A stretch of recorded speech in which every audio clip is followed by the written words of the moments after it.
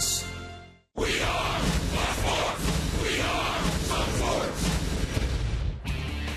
Last night, the Rays got an outstanding pitching performance from Erasmo Ramirez and a clutch two-run home run from Kevin Kiermaier to defeat the Braves 2-0 and close to within 2.5 games in the AL wildcard race.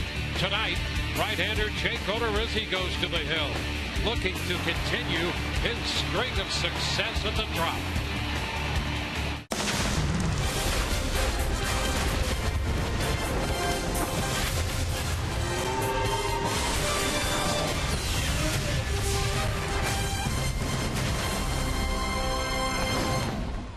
Tonight's Wednesday Showdown is brought to you by your Tampa Bay area Mazda dealers.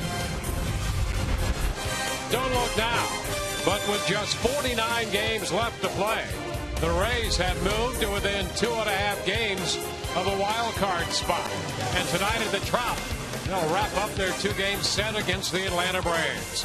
Hi again, everyone. Welcome to an evening of Rays baseball with Todd Callis. I'm Dwayne Stats. So good to have you looking in tonight.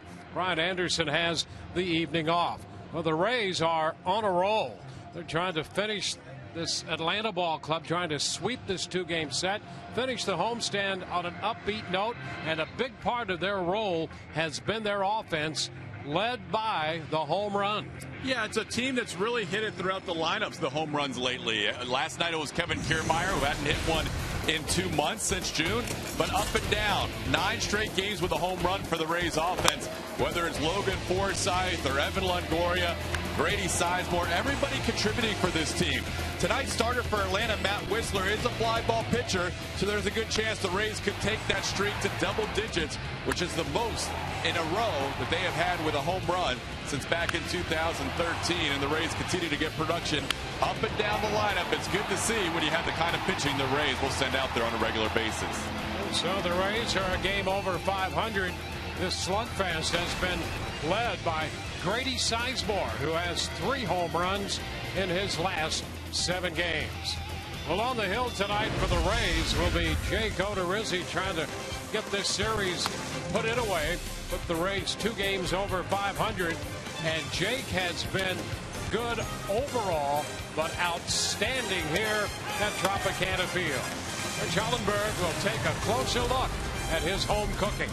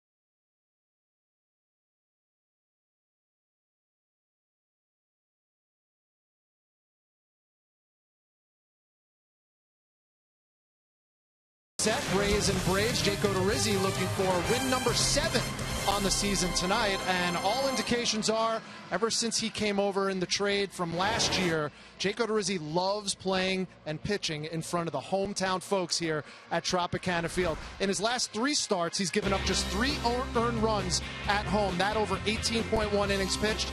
2 wins and a no decision to show for it. The numbers really pop out at home, especially when compared to his road numbers. Despite receiving the 2nd lowest run support at home in Major League Baseball, Jake has the 3rd lowest ERA at home in the Bigs.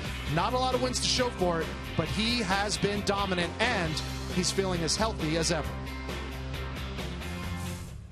Physically, perfect. I don't feel fatigue, soreness, anything like that. Just feel like it's how I should feel at this time of the year, like it's earlier on in the season. So I'm happy with where I'm at, and just have to continue to throw the ball well every 5th day and see what I can do. 12 quality starts already for Odorizzi, and you can see our announcers are doing their homework because tonight's Web Wednesday. So you make sure you get your tweets in to Dwayne and TK at SunSportsRays, hashtag AskRays, or go to Gmail and do sunsportsrays@gmail.com. Somewhere in that position to win book will be an answer to your questions tonight on Web Wednesday. Hopefully the Rays have an answer for another victory with just about 3 minutes left till first pitch. Jake Odorizzi will throw that pitch. The Rays offense, led by the home runs, have led the way. Rays and Braves coming up. Dwayne and Todd with the call.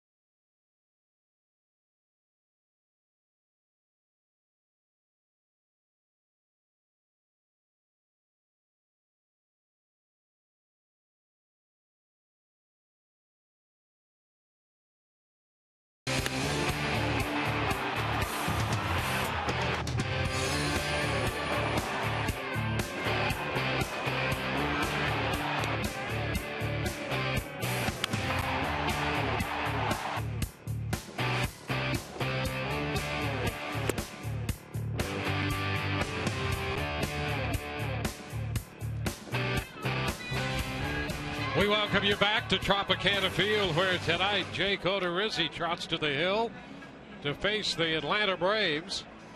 The Rays in interleague play have done quite well, and they're trying to finish this one off with a victory. Take a look at the lineup presented by your Southern Ford dealers.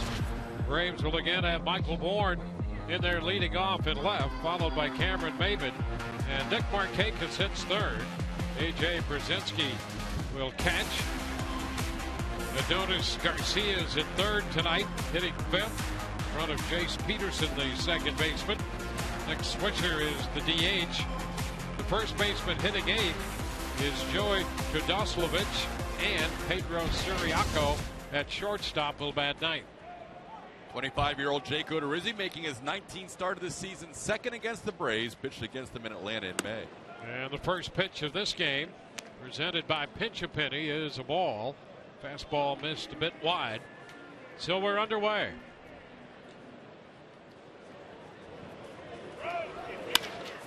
The liner going to be caught by Asdrubal Cabrera at shortstop. That's the first out. Here's the defense brought to you by BMW. Same 8 that were behind Erasmo Ramirez last night. In left field, Grady Sizemore, Kevin Kiermaier in center, Daniel Nava in right, Evan Longoria, Asdrubal Cabrera left side of the infield, Logan Forsythe, James Loney the right side, and Kurt Casale once again behind the plate for Jake Odorizzi. Well, Maben started last night with a base hit his first time up, and tried to score on a Nick Markakis double, was cut down at the plate, and that pretty much set the tone for that game. It was quick, and the Rays wanted 2-0. And just as quickly, Jake Odorizzi is out in front, 0-2.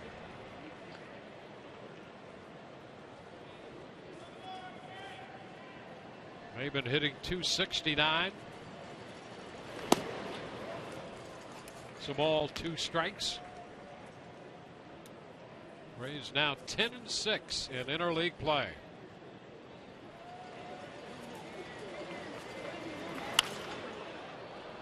Final play, 1-2. Take a look at that play at the plate. Forsythe got the throw there, and Maben actually maneuvered himself away from the plate to the advantage of the Rays. This one's headed for Forsythe. Ground ball out, 2 gone.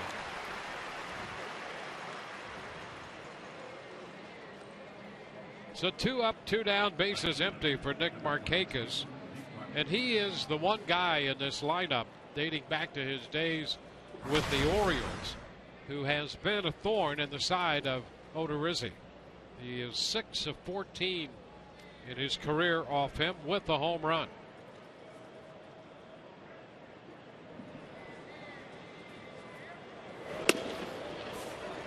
Here's a strike.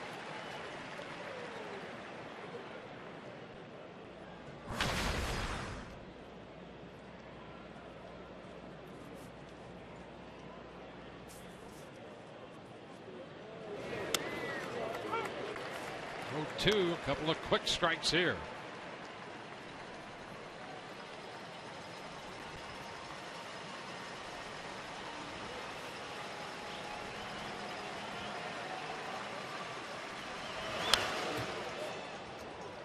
Holds the count right there at 2 strikes.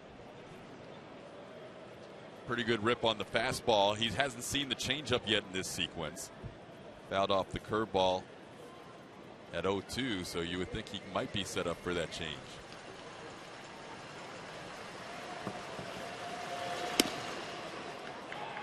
And a bit wide.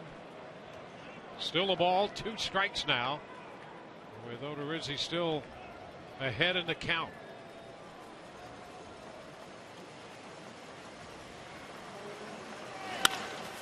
And a ground ball, and this one headed for Forsythe again. It's 3 up and 3 down for Atlanta in the first. A 1-2-3 opener for Odorizzi.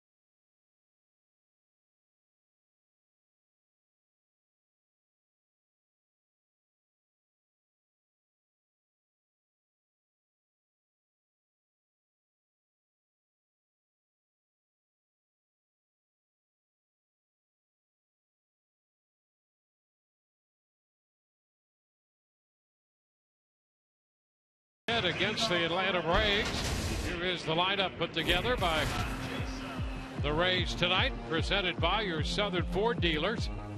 John Jaso again leads it off, followed by Grady Sizemore and then Evan Longoria. It's Loney, Forsythe, and Cabrera down the middle. Nava, Kiermaier, and Casali, the 7, 8, and 9 hitters, the exact same lineup that they ran out there last night. And they will face the 22-year-old right-hander Matt Whistler, 6'3", 195 pounds. Similar to Williams Perez last night, he's been hit around a little bit his last couple of starts. Has about a 93-mile-an-hour fastball. When he's going well, the slider's a big pitch. Has a little trouble working the inside of the plate, and that sometimes gets him in trouble. Well, John Jaso set, goes after the first one, and rips it into left center field.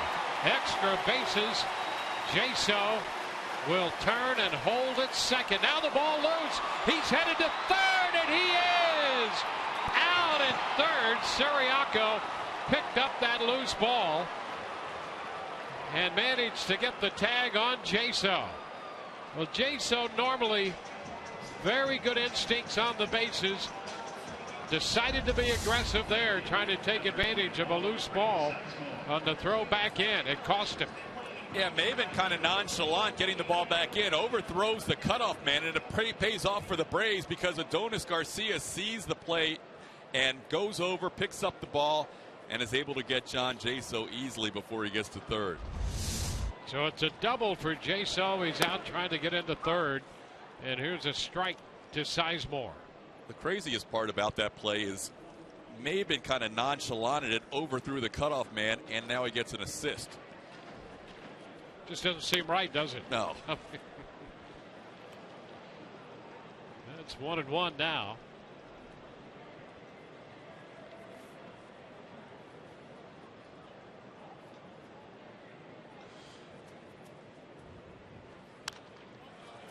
And that's a pop foul back, going to be out of play.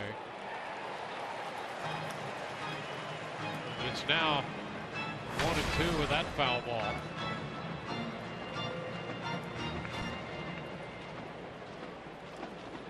Jaso jumped on a fastball and ripped it for his 10th double, but out trying to go to third. Sizemore fouls it back. Cut at the fastball.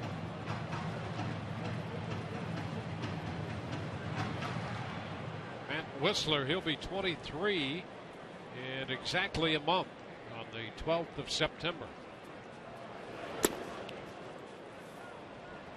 2 balls, 2 strikes. There's that slider we were talking about. Shows it to lefties, really uses a lot to righties.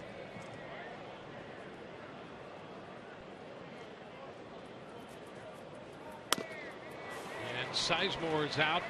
Missed the fastball up. Take a look at the Braves defense, brought to you by BMW. Michael Bourne in left field tonight. Cameron Maven in center. Nick Markakis in right. Adonis Garcia is your third baseman. Night off for Andrelton Simmons. Pedro Siriaco at short. Chase Peterson at second. The Sarasota High School product, Joey Turdoslavich, is at first base. And A.J. Brzezinski, 11th all-time, 842nd game behind the plate. Base is empty for Evan Longoria. He lays off that fastball too high.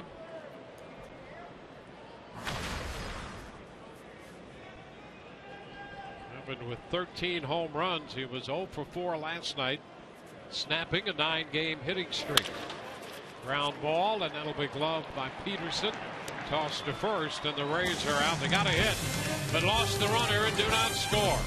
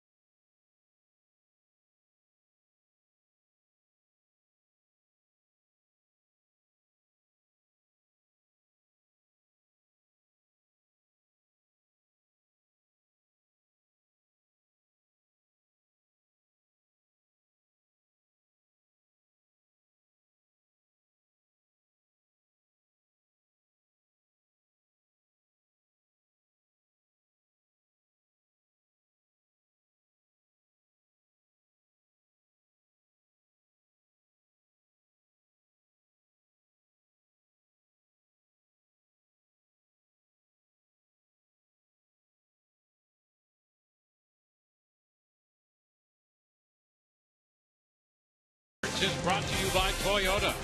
Let's go places. And by Morgan Auto Group.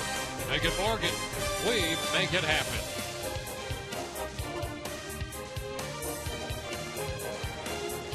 At the Trop tonight, concluding game of this 5-game homestand. Rays took 2 out of 3 from the Mets, winning last night over Atlanta. And A.J. Pierzynski takes the first pitch, and it's a little bit outside. A ball and no strikes.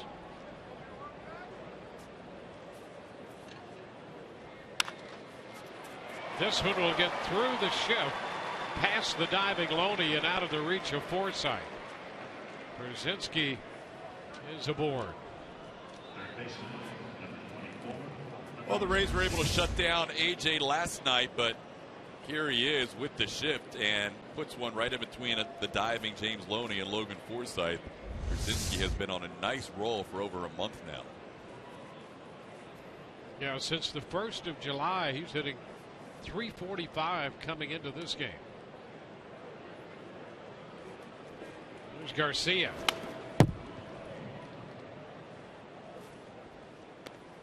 Garcia, the third baseman, up a couple notches in the lineup for Freddie Gonzalez. He had 2 hits last night, was 2 for 3.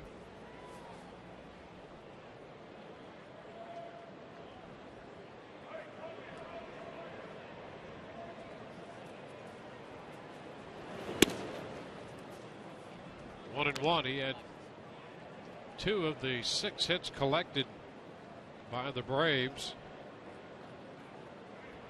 And both those hits came off Erasmo Ramirez. And what a wonderful story Erasmo Ramirez continues to be on the Rays staff. Boy, he was all business last night and in short order. 7+ innings, 70 pitches, and a victory last night individually for Ramirez and for the Rays. How can you not laugh or smile whenever you see him? He's always smiling.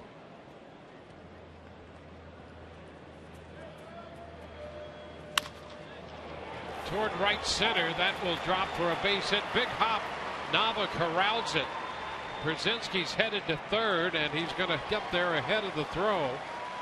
And Garcia has his 3rd hit of this 2-game set. Well, Garcia's been a real nice find for this Braves team, getting a chance to play. That was a fastball in the inner half, and he goes in the right center field with it. A lot of his hits have been home runs and big home runs for the Braves in a short time, getting a chance to play regularly, and a good read by Pierzynski going 1st to 3rd. Yeah, you get the outfielder moving laterally there, and it shows you that even a catcher, and a veteran catcher at that, can take 2 bases 1st to 3rd if that outfielder has to move that far to his left, or in this case to his right. And a little bit of a spot now developing for Jake Odorizzi. There's Jace Peterson. And a nice change right there. And him out in front for a strike. Peterson hitting .246 for the year, but over 300 with men in scoring position.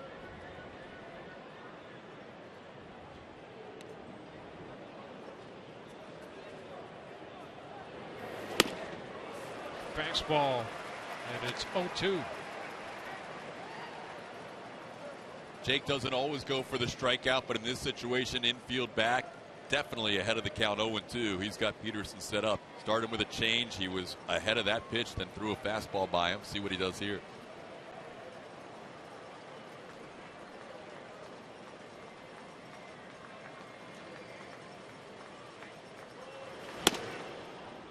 Up with that one.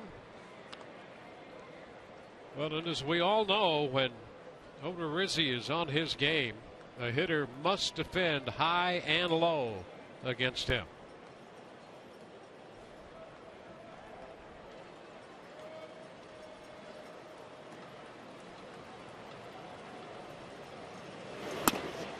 Way up this time. It's 2-2.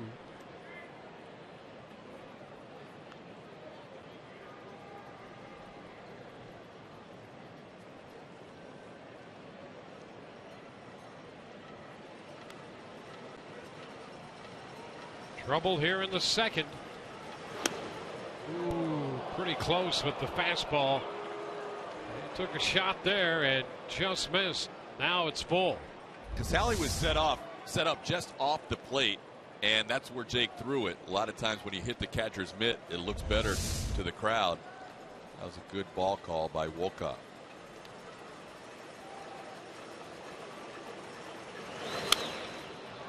The foul. So we'll see it again on 3-2. He had Peterson out in front, but still able to make contact to foul that off-speed pitch.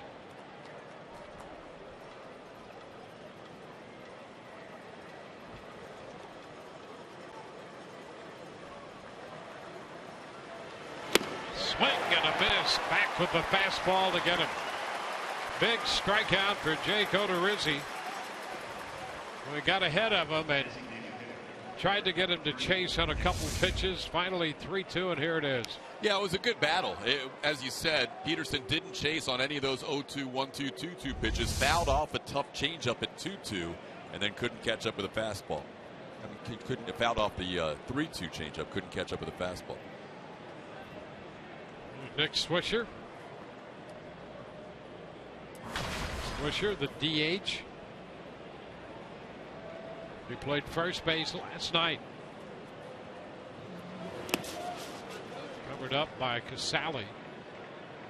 It's been about a year since Swisher had that arthroscopic surgery on not just his right knee, but also his left knee. Still not running the way he used to. So ground ball even into the shift. The Rays could turn 2 here and get out of a threat.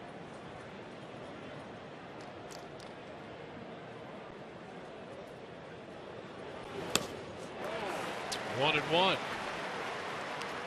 And Odorizzi this year, that's one of the big step forwards he has taken. See the split change, learn from Alex Cobb, and Swisher way out in front. Nice action to that pitch. The ability to get a ground ball much more frequent this year than a year ago.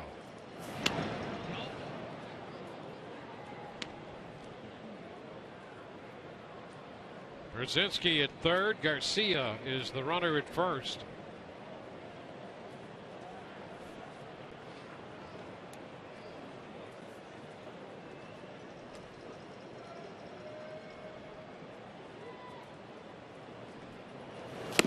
And a cut and a miss.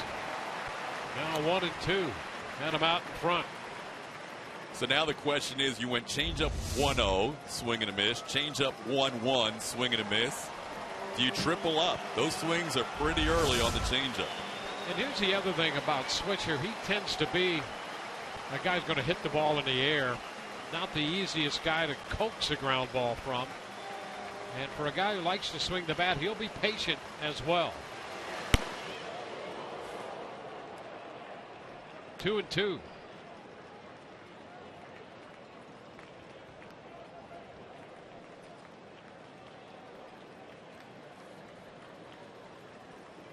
Couple of singles to open the inning, putting men on the corners. Strikeout of Peterson, and now a 2-2 count on Nick Swisher. Runner takes off from first. Swisher fouls a fastball out of play. Odorizzi forgot about Garcia. Adonis doesn't have a major league steal yet, but he easily had that bag had it been a ball or if Swisher swung through it. Watch this jump.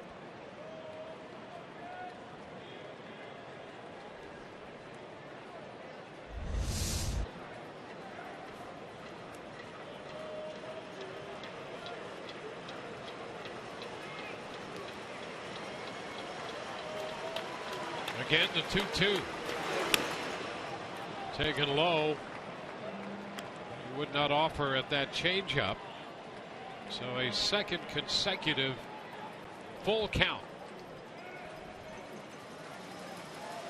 Kodoslavich is on deck.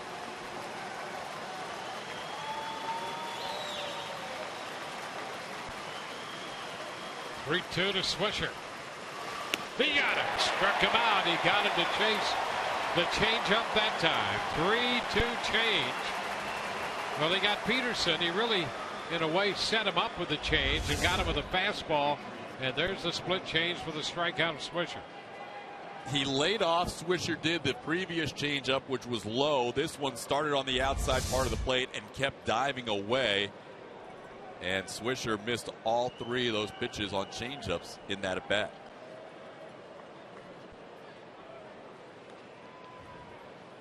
So a chase by Swisher. And a little conference between Casale and Odorizzi. Odorizzi has never faced Terdoslavich. The switch hitter and hits from the left side here against Odorizzi. Fly ball into left. That's going to send Sizemore back, and it's over his head. Brzezinski scores. Garcia goes to third. It's going to be a double. And the Braves take a 1-0 lead. And off the bat, that appeared to be a ball that was going to be caught. But it carries over Sizemore's head. Sizemore did a good job last night on a ball going back on it. That was a curveball that had a lot of the plate and kind of hung up there. Jake's already thrown 3 curveballs tonight, which is more than he usually throws over 3 or 4 innings. And you can see Sizemore thought about making the jump and ended up electing to play it off one hop and off the fence. So the Braves get a run. And here's Siriaco, the shortstop, now with 2 men in scoring position.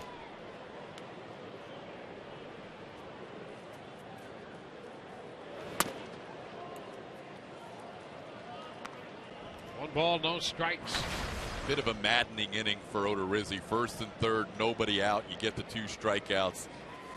And then ball well hit, but off the bat, it looked like it might be the final out. Instead, the Braves still batting here with 2 runners on. 1-1.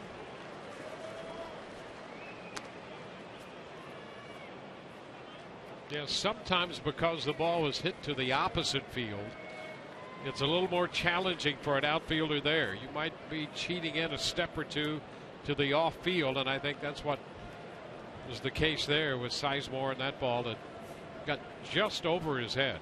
And he's made some great plays. The one saving a home run, crashing against the wall in left field, that short wall. He's made some great plays in left. Just couldn't quite get there on that line drive.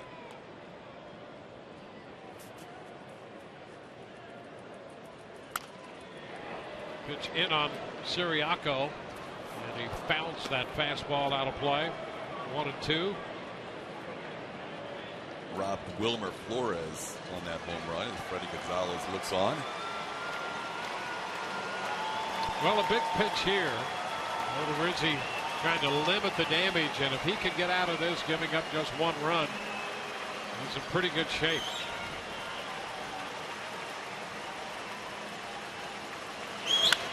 Oh, a base hit into right. Garcia's going to score. Here's the second run scoring. Siriaco is going to run into an out at second, but the Braves score 3 in the inning. Siriaco's base hit drives in 2. It's 3-0 Atlanta.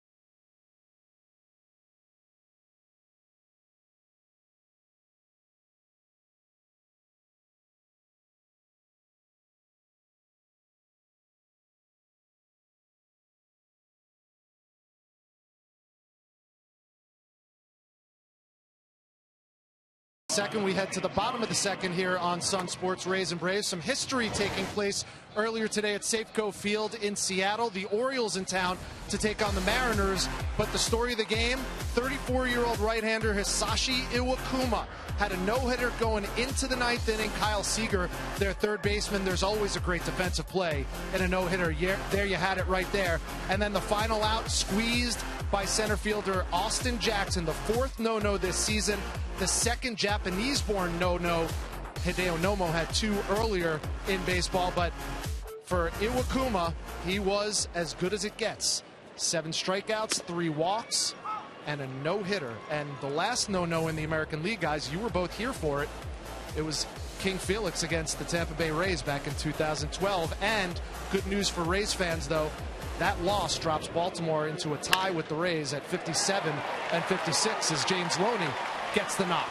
Yeah, an 0-1 pitch, and Loney sends a base hit up the left field side. So let's see if the Rays can answer the top of the second inning with something in the bottom of the frame. And there's a start on the leadoff single by Loney. The Rays came so close in a couple instances to getting out of the spot they found themselves in the top of the inning. So now they're going to have to use this offense that has been much livelier lately to try to get back into this thing. Down by 3 in the second inning.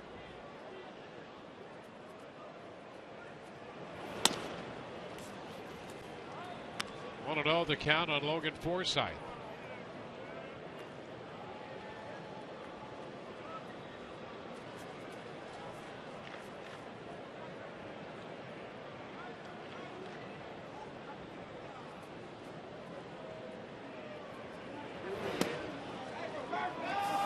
Two and 0.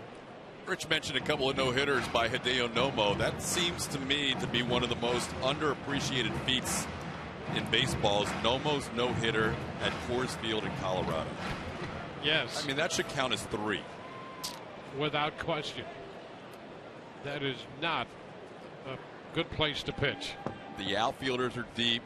Everything flies out. There's so much room out there. It's incredible. Anybody could throw a no-hitter in that place. High fly ball deep into center field. Maben just to the edge of the track makes the catch. Loney tags but decides to hang on at first base. Forsythe gave it a ride, but not quite deep enough. Shortstop, number 13, Asdrubal Cabrera. So 1 out with Loney aboard. Asdrubal Cabrera, the GMC big matchup. You can see before and after his stint on the DL, and boy, he has been as hot as you can be since coming off the disabled list. Nobody's hotter since that stretch on the DL. Late July, came off July 28th. Nobody has a higher average than Asdrubal Cabrera.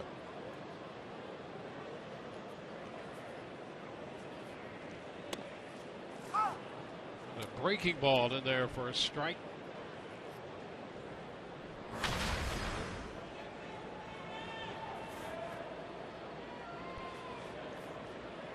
Yeah, that curveball against left-handed hitters usually about 4th. It comes to use by Whistler, but we've seen that a couple times already. High popper, and that ball's going to fall. Well, for visiting players, and we've talked about it before, difficult, and if you somehow take your eye off it, or even if the ball disappears maybe in a bank of lights, you've got to find it again.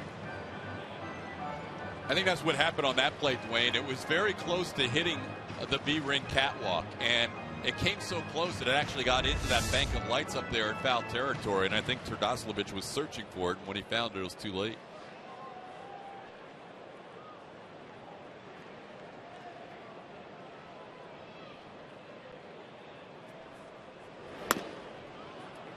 It's a ball and 2 strikes. Whistler coming off a 5 1/3 inning outing when he gave up 5 runs and 9 hits to Miami on the 6th of this month. Had a no decision in that game, and the Braves eventually won it 9-8. It's too high with the fastball away. 2-2.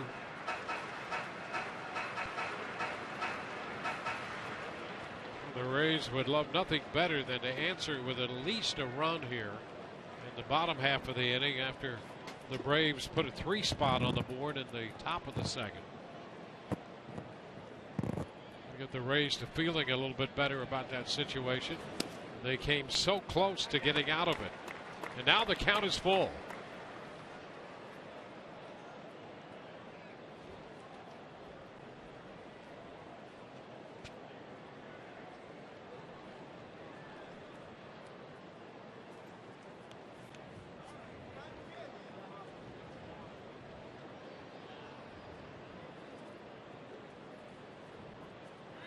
Runner goes, and the pitch is lined into right for a base hit. Loney turns but decides to hang on. So he was breaking but moves to second and stops on Cabrera's hit. Boy, how hot is Asdrubal Cabrera? He's so hot that you can hit a foul pop-up that no one catches, and then you get a prolonged at bat. You don't chase a fastball off the plate. You don't chase a slider down and in. You wait for a pitch, not a bad pitch, outer half of the plate, but you stroke it into right. James Loney was on the move. This ball was hit hard, and Markakis has a good arm in right, so Loney decided not to challenge. That gives Cabrera 23 of his last 47.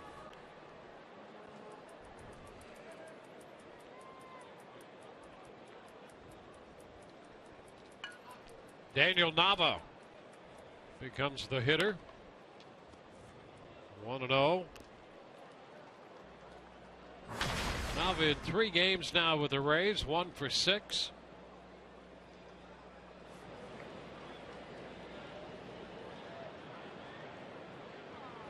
So the Rays have come back to put a couple men on.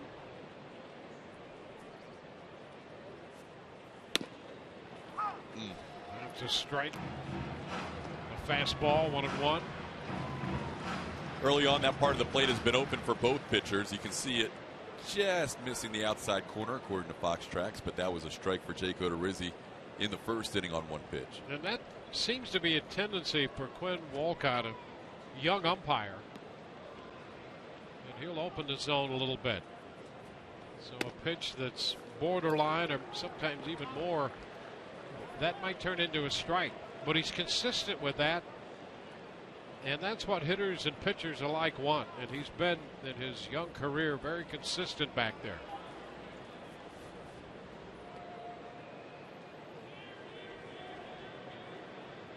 Two-1 the count on Nava.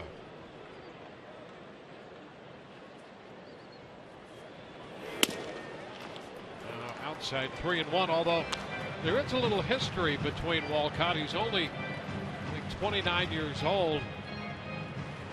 Been in parts of a couple seasons, but Brzezinski catching for the Red Sox. I don't know if you remember that little dust-up they had when, in fact, Asdrubal Cabrera was the hitter with the Indians in a game between the Red Sox and the Indians, and Walcott ejected Brzezinski.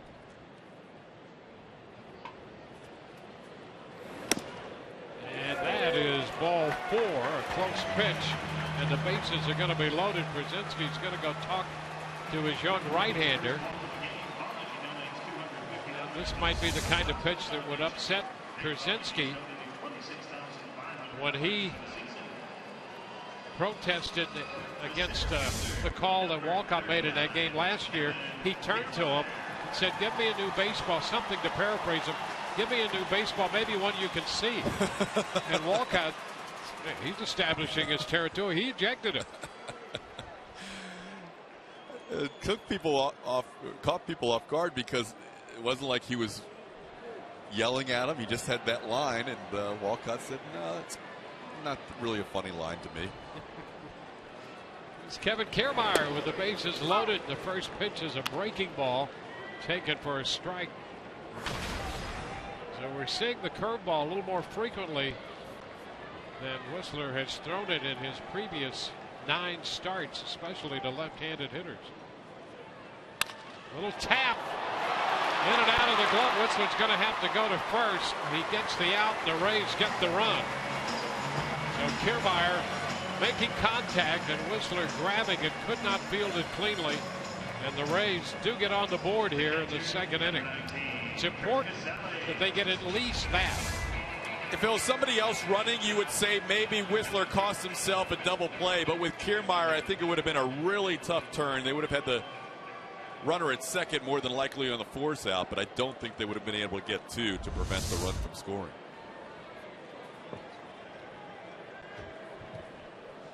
Here's Curt Casali with 2 minutes scoring position. And that's wide, and Casali thought he checked, but Gary Cedarson didn't think so. He's not happy, Curt Casali. Let's see why. Yeah, pretty close. Pretty close. Casali in a 1 for 23 right now. And that pitch a little bit outside. He would not have been happy had that been called a strike. And A.J. Pierzynski not happy that it was called a ball. He kept it there for an extra second, thinking it was 0-2.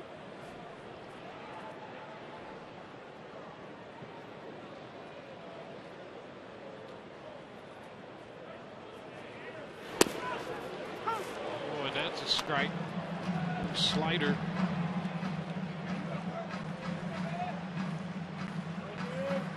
Curt couldn't hold up on the first one.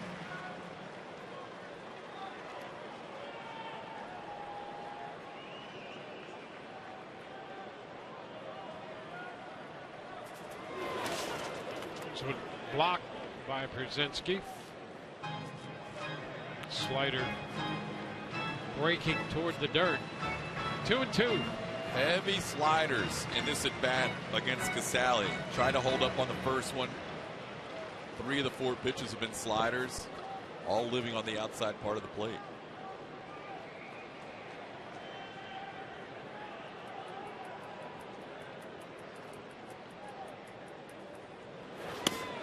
And he comes back with another one, and the count is full. Well, we've seen what Casali can do if you throw him fastballs, and the opposition throwing him a lot of breaking stuff, including in this at bat.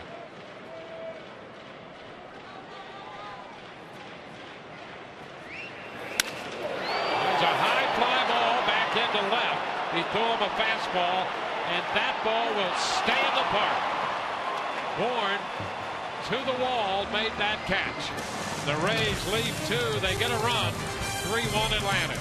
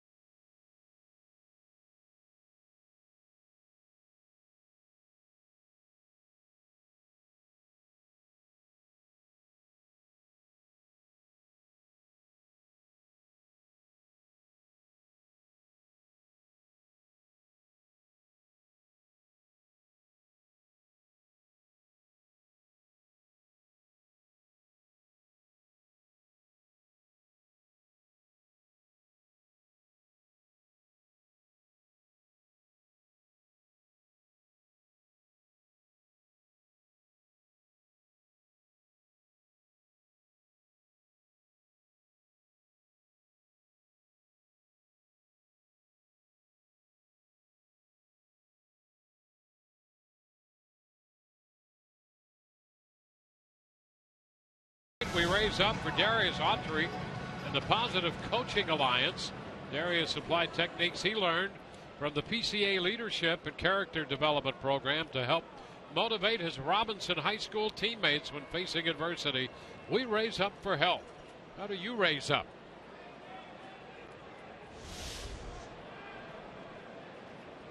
Top of the order for Atlanta. Here's Michael Bourne.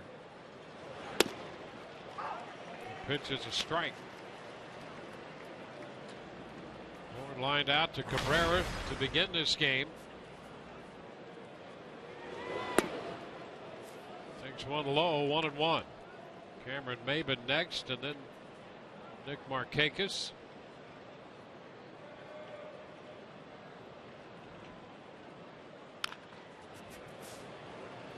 1-2. Odorizzi with a couple strikeouts. They came in the second inning after Pierzynski and Garcia had reached. And that came before the double. Drove in a run, and then the base hit by Siriaco drove in two more. He was out trying to go into second. Now 2-2 the count on Michael Bourne. It was a 25 pitch inning in the second for Odorizzi. A nice 12 pitch first inning, and that's another thing that Jake has trimmed this year from a year ago. He averaged 18 pitches per inning, and it's been under 16 this year. I think that's a part of that, at least, is going to the cutter at the beginning of the season, and he was getting a lot more contact early in counts and not getting as many strikeouts. But since he's been on the DL, he actually kind of shelved the cutter, and now he was having a catch during his time away over a month or so with Chris Archer, and he's kind of trying that Archer slider now. So last year he picked up the Cobb changeup, and since he's come back from the DL, now he's trying the Archer slider. Yeah, after watching Archer and that slider, I try to pick it up as well. It's a pretty good pitch. He has proven to be a great mimic of the Rays pitching staff. He threw one to Cameron Maben his first time up and got a ground out to second base. We haven't seen it a lot tonight. We've seen a few curves. He doesn't throw the curve quite as much as he used to. And we've seen a few curves tonight. The one hurt him that went over the head of Grady Sizemore on the line drive. And he strikes out Michael Bourne. Third strikeout for Odorizzi. Right now, let's check in with Emily. Dwayne, Todd, it's the best day of the week, Web Wednesday. We want to remind all of our viewers that you can be a part of the broadcast. Submit your questions on Twitter to Sun Sports Rays and Ask Rays using the hashtag Ask Rays. This one coming from Rays Rally Crew. How much of an impact will Desmond Jennings have when he returns? Would the Rays mess with what's working, or will it be an improvement? Dwayne? That's a great question. The first pitch, Maben drives it into right. That sends Nava to the track in front of the wall, and he cannot gather that one in. Well, it appeared that he was going to make an outstanding catch. Seemed to have it there, but could not close the deal. And Maben winds up at second. That's one that you expect Nava to make, even though it would have been a tough play because he's a pretty good outfielder. And he got a good read on this, it looked like, and then just trying to make that over-the-shoulder football-type catch, and it hits right on the heel of the glove. Again, not an easy play, but the way Nava was going after it, one that Daniel probably wishes he had another shot at. Yeah, I think you're absolutely right about that. And you're correct. He normally is not just a good outfielder. He's a plus outfielder. But he'll tell you he should have caught that one. It goes as a double. So Maben is in scoring position, and now it's Markakis who has put together some successful at-bats against Odorizzi, and all of that success really came in Baltimore. Jake had a pretty good night against him up in Atlanta earlier this year in May, and right now the count is 1-1 to him.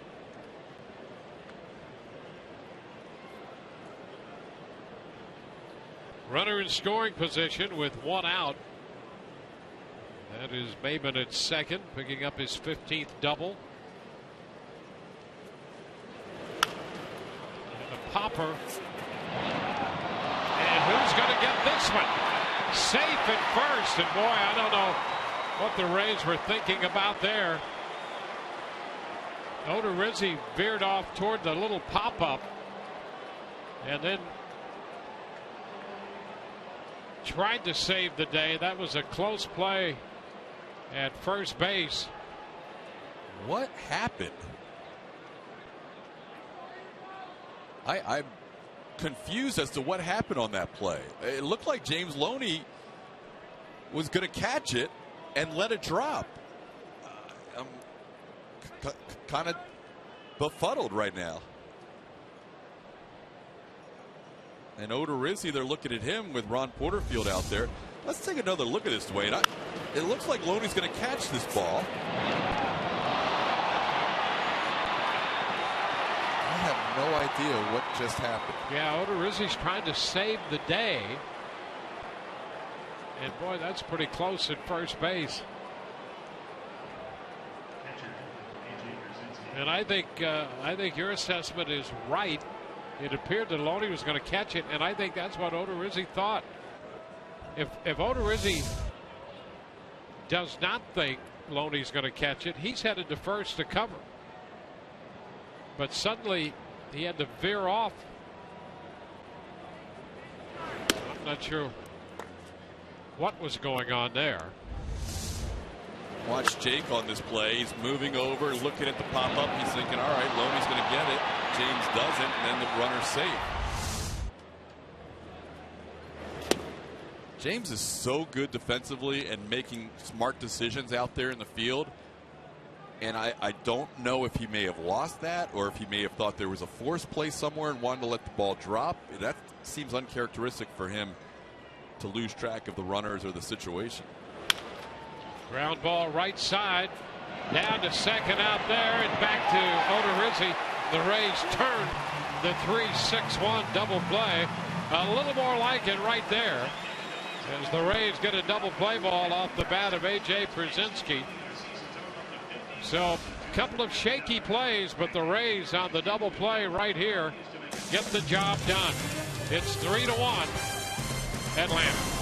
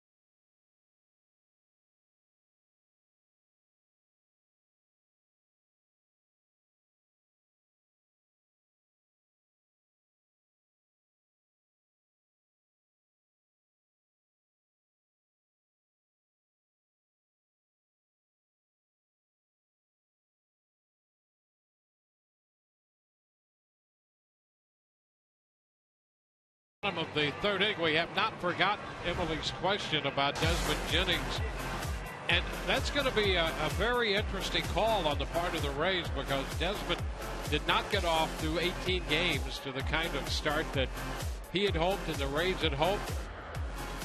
Perhaps that left knee was part of it, and if he's back and completely healthy, he could be a big part of this team. But based on the start he had, it's problematic, and he's playing one more game down at Port Charlotte right now. And then the Rays figure that he'll be a part of the mix here. How that works out, that's another question. Who goes? Somebody has to go. You're right, and the Rays have added extra outfielders since Desmond Jennings has been on the DL. Not only Joey Butler earlier in the year, but more recently Grady Sizemore and Daniel Navas. So now you have a logjam in the outfield. Jaso's able to play the outfield. You have Brandon Guyer. You have Kevin Kiermaier. You have Steven Souza, who will be back in September. So now you have extra pieces in the outfield, and you would think one of those aforementioned additions to the roster in the outfield will have to go. The potential is there for Desmond Jennings to be an important part of this team and come back and really help. But that potential is going to have to be realized. And in terms of the move they make, this team and most clubs will try to preserve talent. So if they can find a way where they can activate him and have him around for a couple of weeks and not just straight out lose someone, you have to think that's the way they would go. Hopefully Jennings can provide a spark, and he'll be well rested and ready to go over the last 40-plus games of the season when he does come back to the Rays. Hopefully it is Friday. He's playing another rehab game tonight for the Charlotte Stone Crabs, which could be his final one. Hasn't had a lot of hits down there in his rehab assignment, but he's got the at-bats and working through making sure he's 100% ready to go with back-to-back 9-inning games last night and tonight. 3-2. Jaso puts it on the ground, and Peterson takes care of that. Well, all of these moves have become more and more important with this latest little spurt by the Rays. They've won 6 of 8, and they're 2.5 behind the Angels in the wild card race right now. An identical record with Baltimore. And there's nobody in the way right now. Baltimore losing today with that no-hitter. So you're looking at the fact that the Rays have just the teams that are in the playoffs that have better records than them in the standings. And that nobody in the West at the top is playing very well right now. Yankees certainly aren't playing very well right now. Well, this coming road trip, very important for the Rays as they go to Texas, Houston, and then out to Oakland. So it's a long road trip, and it's going to have a lot to do with what happens the rest of the way, because it's almost going to get them into September. The next team the Rays play, Texas, all of a sudden they're 4.5 games out. They made some moves at the trade deadline to get better. It's the Wild West this year. And the Toronto Blue Jays might be the hottest team on the planet right now. They haven't lost a game in the last 9 and have won 12 out of 13 since Troy Tulowitzki joined the squad. Yeah, they're up 10-2 tonight in the bottom of the second over Oakland. Really? Sizemore with a base hit into center. So Grady Sizemore is aboard, a 1-out base hit. And we get Evan Longoria up there. Boy, with all the things that have happened in the early part of this game that have allowed opportunities for Atlanta, and that the Rays from the very get-go on the double by Jaso tried to go to third, he was out. So a lot of strange things have happened against the Rays in the early part, and they're still down by only 2. You get a man on, you got the tying run at the plate, and that's the situation right now. Too low. You're right. Ball. You're right. I mean, this feels like it could be 4-1, 5-0, 5-1. One of those games where you're out of it already early, or at least behind by a big margin early. And instead, you're right. Here's the tying run at the plate. Only 1 out in the third.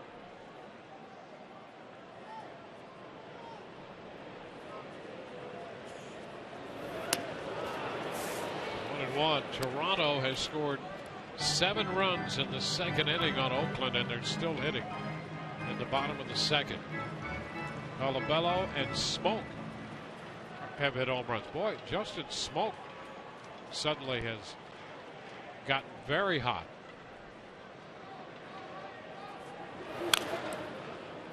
It's 1-2. We talked in the pregame about how the Rays had 8 different hitters going through those home runs in the 9 straight games with home runs. I mean, the Blue Jays on a nightly basis, any one of their 7 or 8 guys could hit multi-home runs. They've got an unbelievable power up and down that lineup. Well, Smoke, with all those hitters around him, has been inspired as well. It's 11 for Colabello and 11 for Smoke. I'm glad the Rays don't see the Jays till late September. The way they're going right now.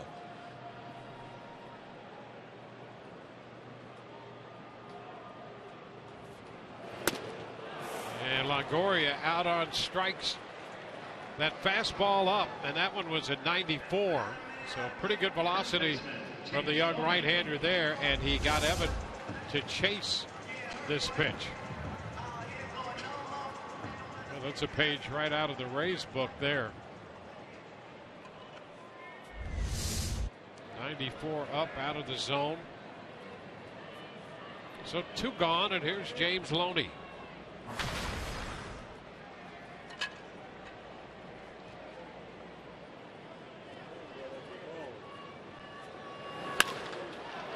Fly ball to left. Michael Bourne makes the catch. Rays get a hit, leave a man. We're through 3, and the Braves lead the Rays 3-1. Let's check the video boards now for tonight's match.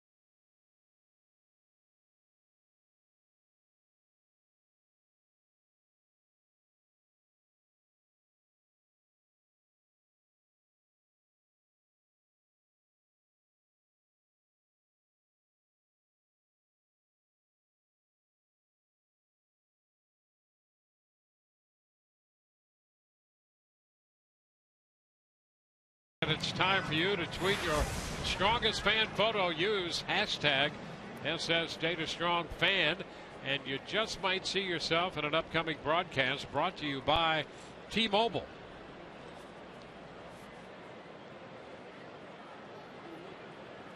Adonis Garcia leads off the 4th. He singled and scored in the 2nd inning, and it's a first pitch strike.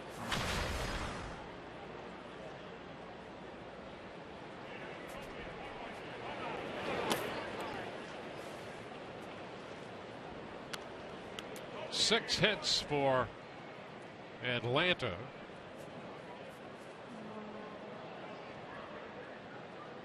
They came up with 2 hits in the 3rd, and both very easily could have been outs. A double by Maben and the single, an infield pop-up single by Markakis. Cabrera handles this one. His throws in time. Garcia is the first out in the 4th inning.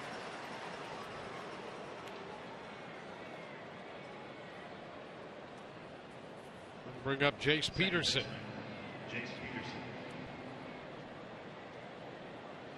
Yankees lead the Indians. Top of the 4th at Cleveland. That's a 1-0 game.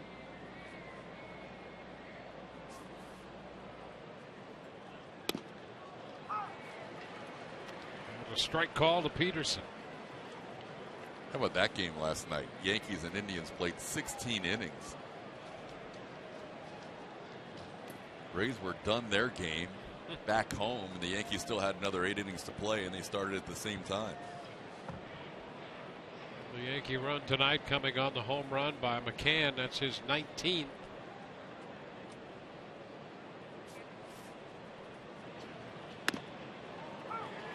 One ball, 2 strikes.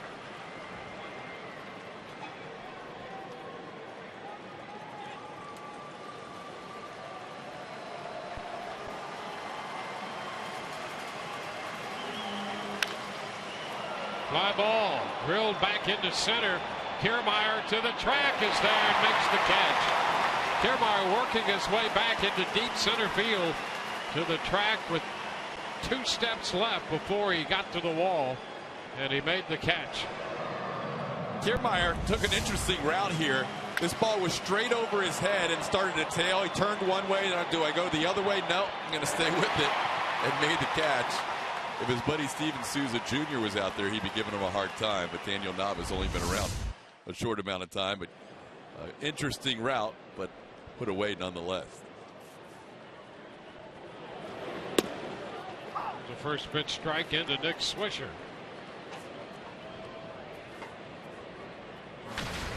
Rizzi a little over 60 pitches, 2 outs into the 4th.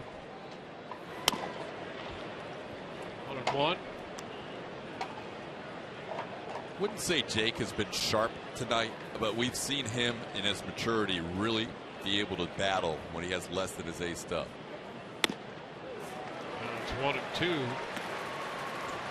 there have been plenty of frustrating moments in the early part of this game for him, but it appeared he was going to maybe get out of the 2nd inning when the first 2 men reached.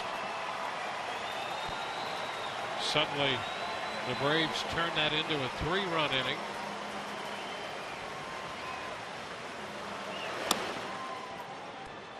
It's now 2-2.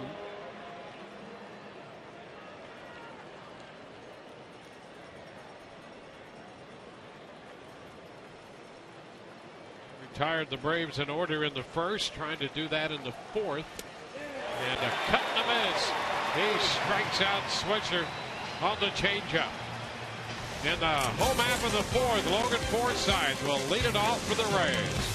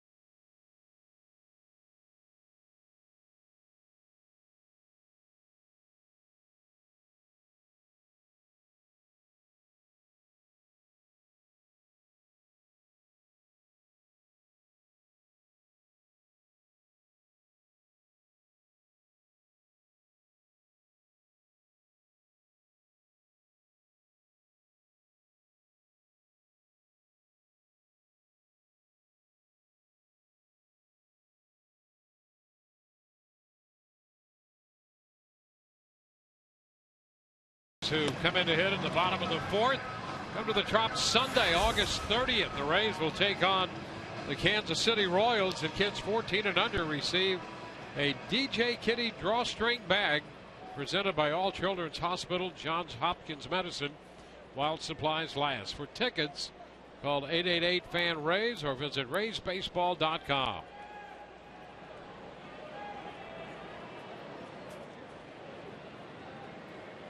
Logan Forsythe to lead off, then Cabrera followed by Nava. It's a little wide. The Rays have had base runners in each of the first 3 innings. They got a run in the 2nd. Then That's it to this point. 1-1.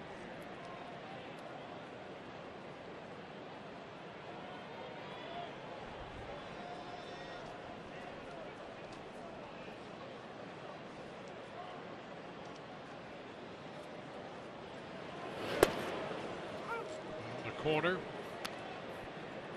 Ball, 2 strikes.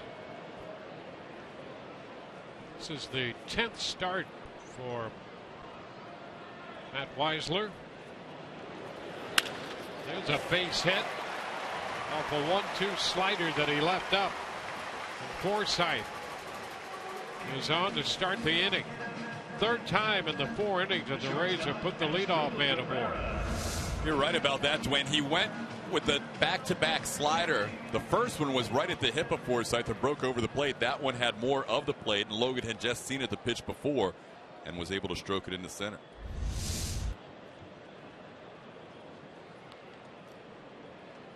Well, Weisler has done the better part of his pitching in terms of results and quality at home. On the road, his earned run average is .593. .475 overall. Has a couple of impressive wins over the Mets in his debut. He beat New York 2-1, pitched 8 innings in that one, and then beat the Cardinals in St. Louis at the end of July 3-2 in a 7-inning stint. Cabrera pops it up foul, headed out of play. And that's the breakout home and road. 2 wins on the road, but 2 losses and a .593 earned run average. 3-0 in Atlanta. They got him from the San Diego Padres organization.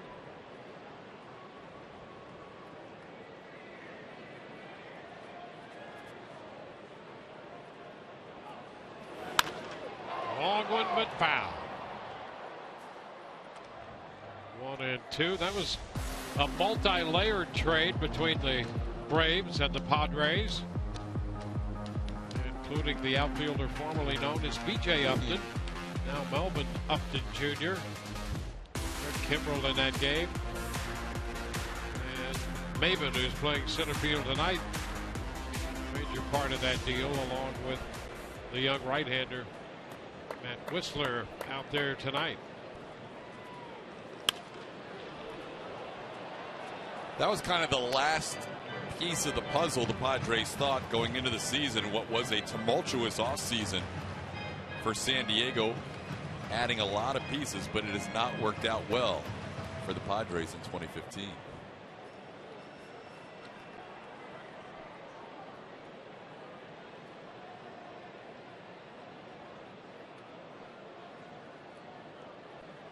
One and two, the count on Cabrera. Ground ball, that's gloved by Peterson. He looked to second, no chance there, and he gets Cabrera at first. So Forsythe moves into scoring position on the chopper. Right fielder, Daniel Nava.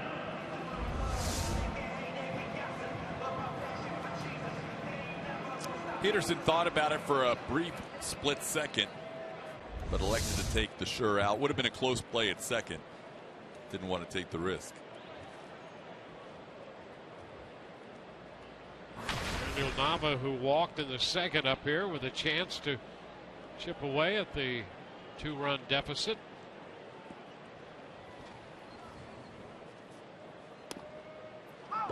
First pitch strike.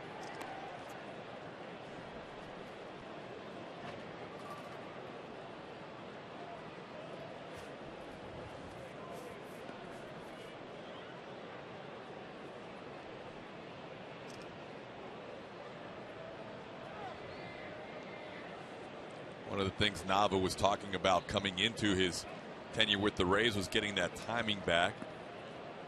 So far, just 1 for 6 with a couple of walks with the Rays, but just missing on a couple of foul balls last night. Seems like he's starting to get back in the groove, getting some consecutive starts.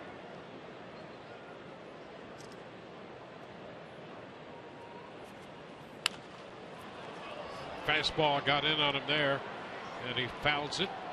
0-2. In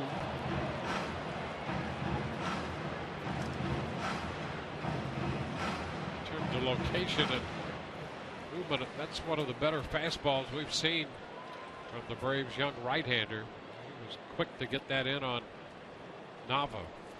Just 22 years old, getting great experience at the big league level this year, making his 10th start.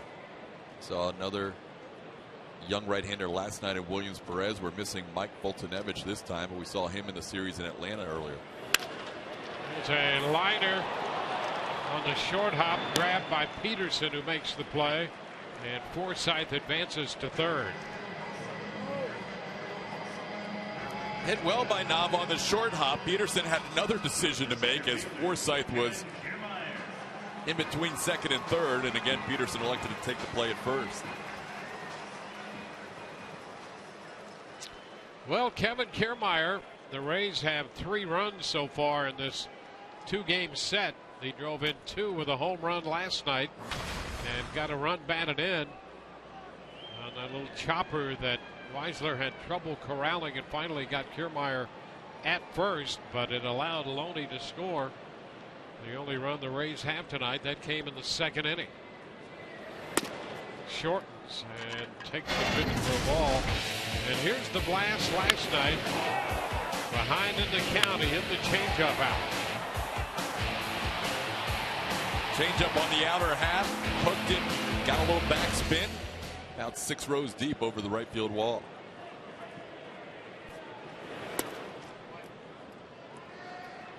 Two balls, no strikes.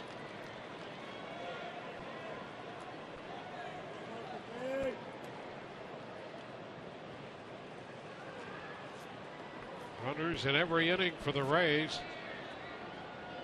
They've scored in only the 2nd.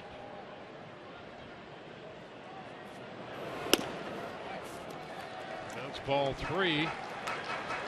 Weisler with the left-handed bat of Kiermaier has been cautious and staying away.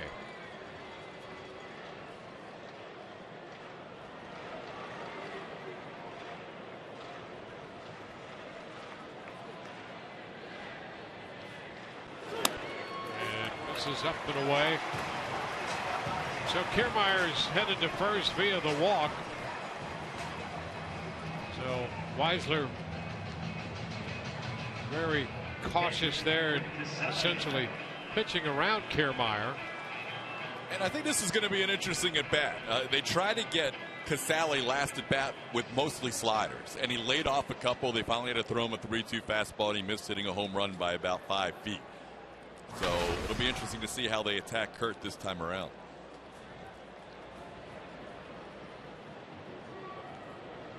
Sally's 7 home runs, came into the game hitting .222. And there's a fastball on the outside part of the plate for a strike.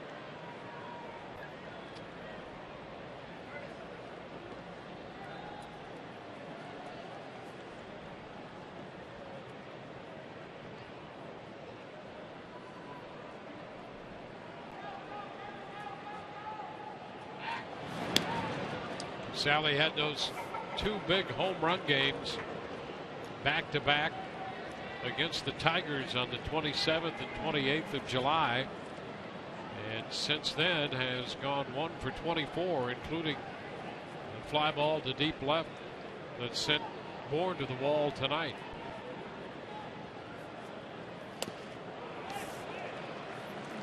And now it's 0-2. Fastball inner half. The first one was put right on the edge of the outside corner. This one had a lot of the plate. At 94, Casale couldn't get to it.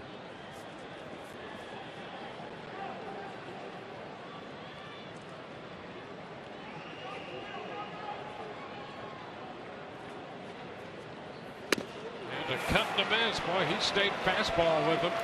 3 fastballs to strike him out. The Rays leave 2 men on base. We're through 4. 3-1 Atlanta.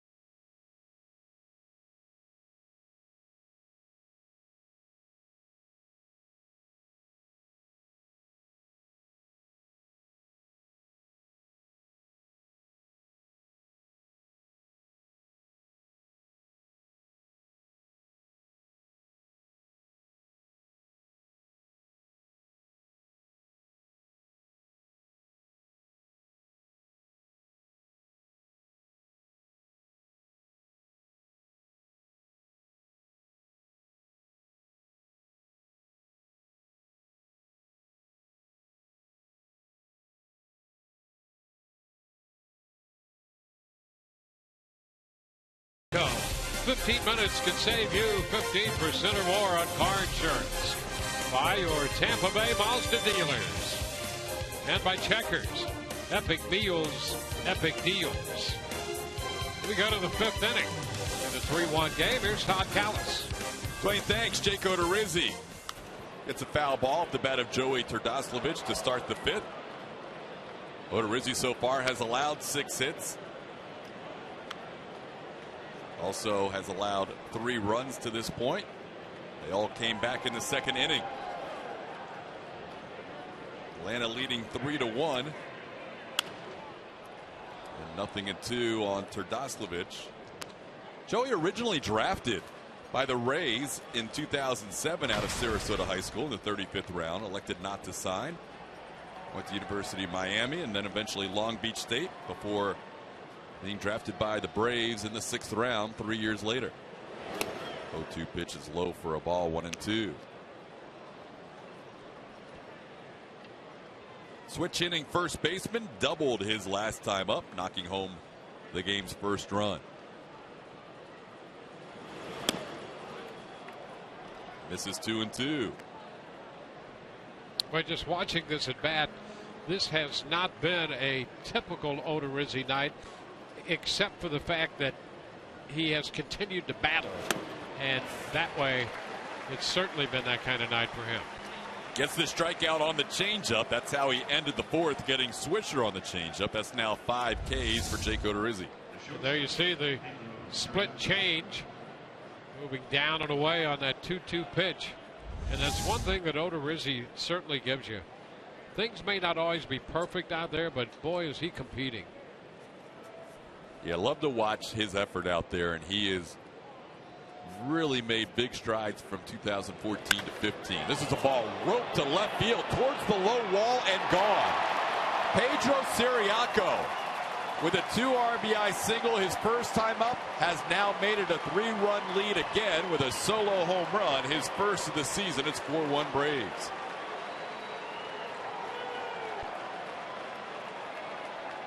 Well, he picked the right spot, and I'm not sure had that been a full-size wall out there, but you can see the change, and it hangs up there on the inner part, and he pulled it down the left field line and got it out of here. Siriaco with 3 runs batted in this game, came in with 11 on the season, and the Braves once again have a 3-run lead. Michael Bourne, the batter, 0 for 2 tonight. There it is. See that low wall, and that might have had enough on it just to get it over, even if the wall had been regulation size. Of course, I guess the low wall, if you put a yellow line on it, that's regulation size. But he got it out nevertheless. Little changeup up in the zone, and that's now 4-1 Atlanta. Bourne pops one down the left field line into foul territory. Longoria calling and makes the play. Again, he makes those look easy, not so much. Here's 2 away here in the 5th.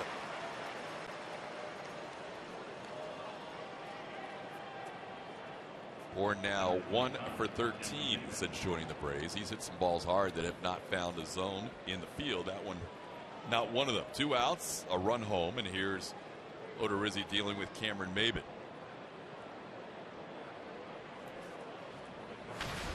Jake faced the Braves up in Atlanta, just allowed a couple of runs. Tonight, 4 runs across. Maybin doubled his last time up, sending Daniel Nava to the track. 1 for 2 on the night. 1 ball, 1 strike.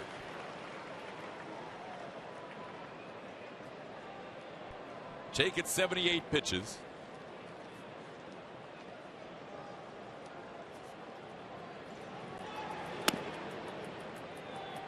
First 11 starts of the year, Dwayne Odorizzi went at least 6 innings in all of them.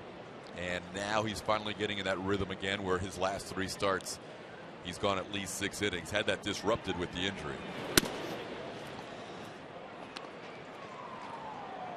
Has fallen behind Maybin here 3-1, a little frustrated with himself. And regroups behind the rubber.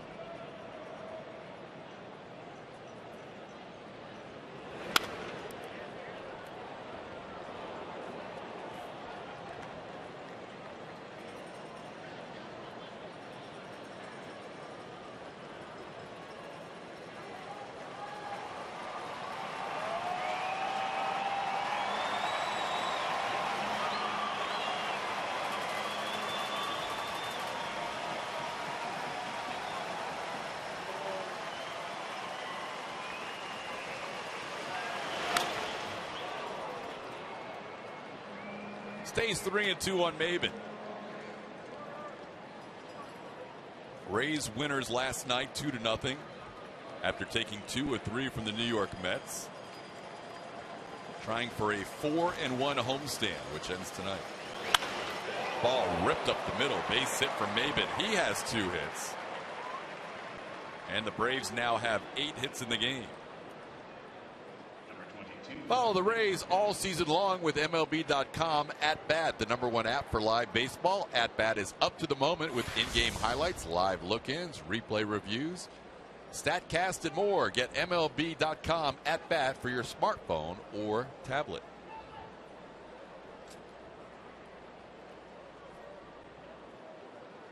Maben has 18 steals, tops on the Braves in 23 attempts. He's a 2-out base runner. And here's Nick Markakis.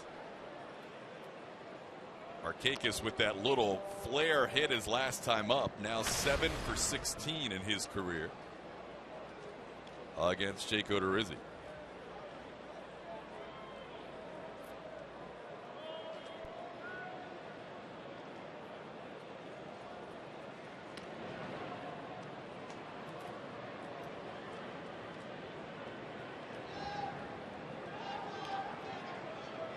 Rays have seen a lot of Markakis with his days with the Orioles.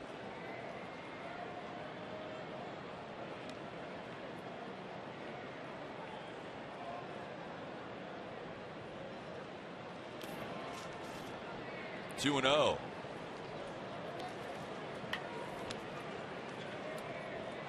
Atlanta hadn't had an off day. Speaking of off days, with the Rays having one tomorrow after one Monday. Atlanta had only had one off day since the All-Star break prior to heading into St. Petersburg after their game Sunday. They spent the off day here in St. Pete. And now they'll fly home tonight, have a quick weekend series before heading back out on the road once again. Ernie Gonzalez's team has played a lot of baseball over the last few weeks since the All-Star break.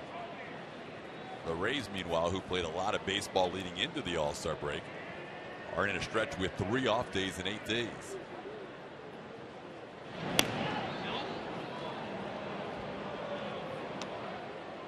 But that'll all catch up to them on this West Coast trip. That's going to be a tough trip.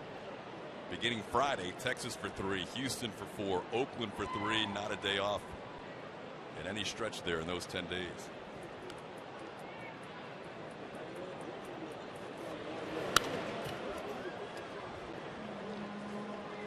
And you know, dog days of summer, it's always interesting when you go down to Texas this time of year. It is indeed. At least the stop in Houston will be indoors, because that's a retractable dome, but it can get as hot as anywhere in the country in Arlington, Texas in August, and it has been. Swing and a miss. That'll end the inning. Maben was on the move, but that's strikeout number 6 for Jake Odorizzi. So a solo home run makes it 4-1 Atlanta.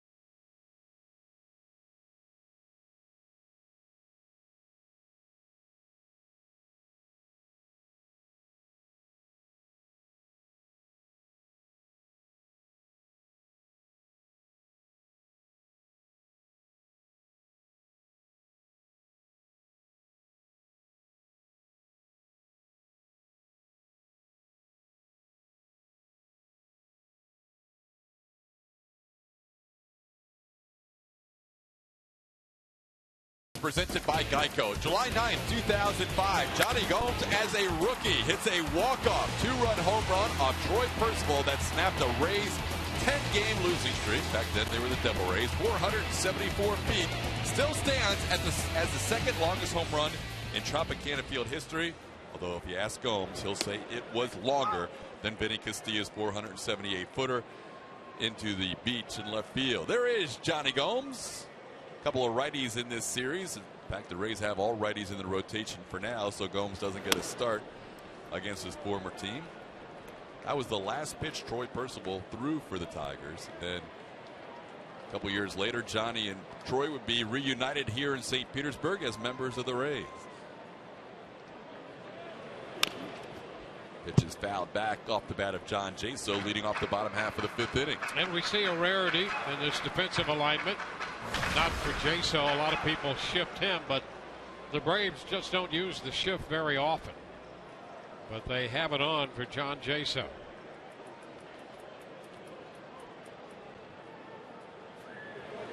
Jaso tried to bunt against that shift last night, unsuccessfully.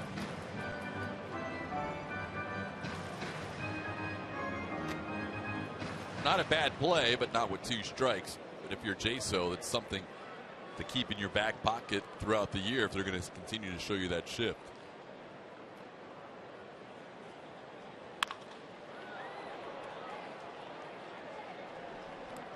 Top of the order for the Rays, down 4-1, bottom half of the fifth inning, facing the 22-year-old right-hander out of Bryan, Ohio, Matt Whistler, making his 10th major league start.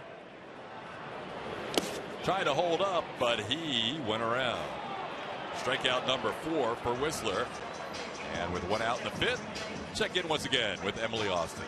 Todd, Dwayne, another Web Wednesday question coming your way. You can submit your questions using the hashtag AskRays on Twitter or use email, sunsportsrays@gmail.com. This one coming from Matt Markowski. He said he loves seeing the aggressive approach at the plate. Is this one of the keys to staying in the playoff hunt? The aggressive approach has worked well for the Rays lately, Emily, as Grady Sizemore takes one away, 1-0. I think attacking pitches in the zone has been more prevalent for Tampa Bay over the last week or 10 days. Well, we've seen the results now, as we all know, and we talk about it being a game of adjustment, but I still think an offense can remain aggressive and not go back to being as, and sometimes they just look lethargic. They tried to work counts so much. Here's a ball hit deep to right field. Forget about it. This one is deep and gone. Off the catwalk for Grady Sizemore. And the Rays now trail by 2.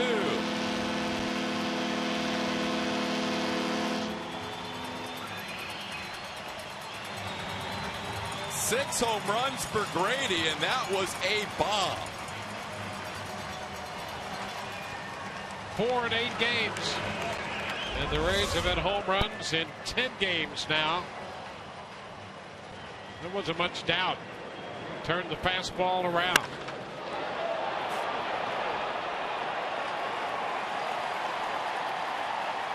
High off the catwalk.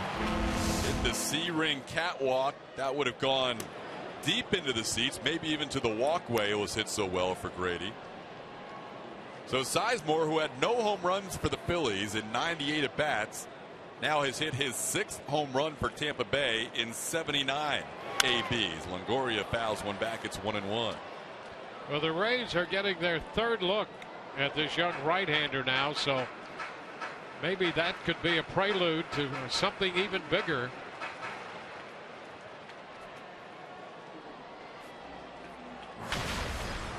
.150 career home runs for Grady Sizemore. Now 2-1 to Evan. But there is you look at the Kansas City Royals, they're the most aggressive team in the American League by far in terms of pitches per plate appearance, and things have worked out pretty well for them. So controlled aggression at the plate can be a good thing, and the Rays were just above league average in seeing pitches per plate appearance prior to this recent stretch, and now they're right there with the fewest.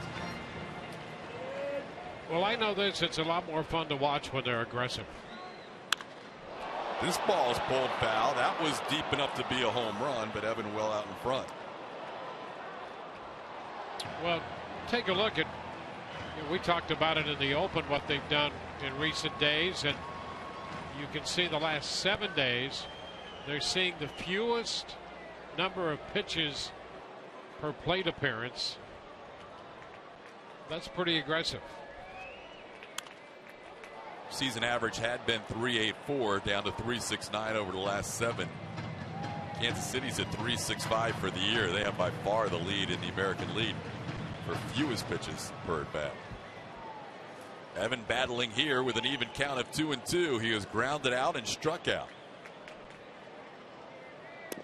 Does not chase the slider, and the count's full. You know, strange thing about hitting, you're on offense, but you're really in a reactive situation.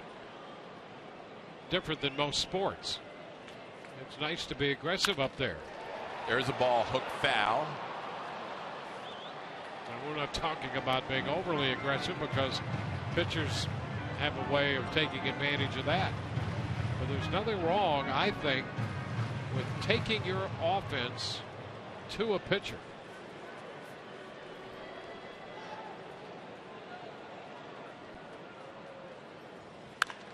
This ball is hammered but foul. This is deep and well out of here, but he hooked it foul into the upper deck level and back down to the lower level.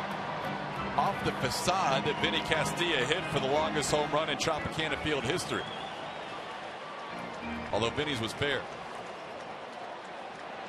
Now the crowd's buzzing a little bit. Yeah, take a look at this.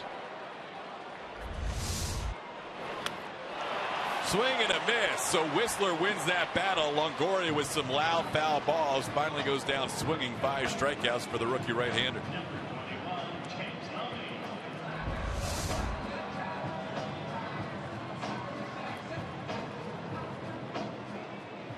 One of the few changeups we've seen tonight from Whistler, as he picks a good spot to get Longoria, who was all over some earlier pitches in that at bat. Yeah, a 10-pitch at bat there for Evan. And some loud foul balls.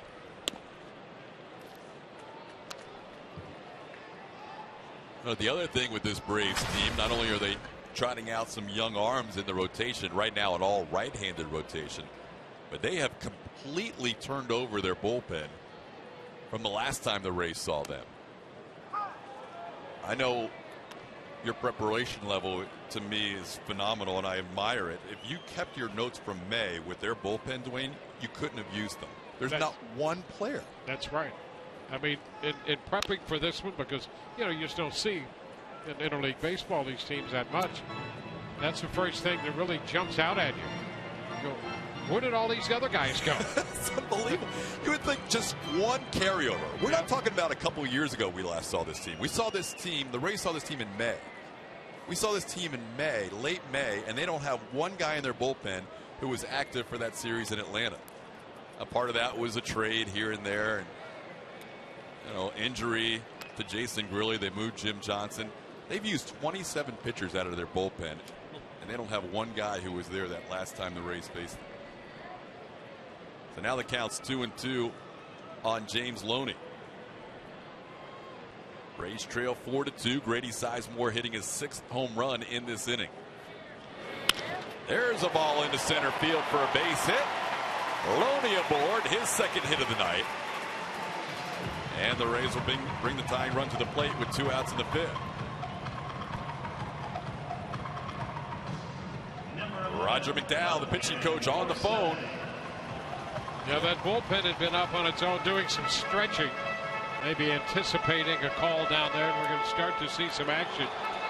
It just seems that the Rays, who've had base runners in every inning, hits in every inning, have been on the verge of getting to this young right-hander, but so far just 2 runs. Logan Forsythe has hit a deep fly ball to center and singled his last time up. 1 for 2. Logan over this season, as consistent as he has been in almost every category, When he sees a pitcher the third time around, his average spikes up to over 400. See if it pays off here. He's had good at bats against Whistler in this game. Fouls back the fastball. It's 1-1.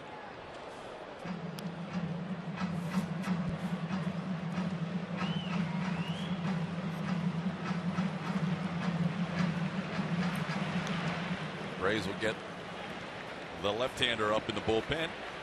Andrew McCurahan warming for Atlanta. All the runs in this game have come in the same innings. Braves scored 3 in the second. Rays got 1 back. Braves scored 1 in the top of the 5th. So far the Rays have 1 back. Try to hold up. It's a called strike, 1-2. He's used both sides of the plate with his fastball. That one away a bit, and he tried to check.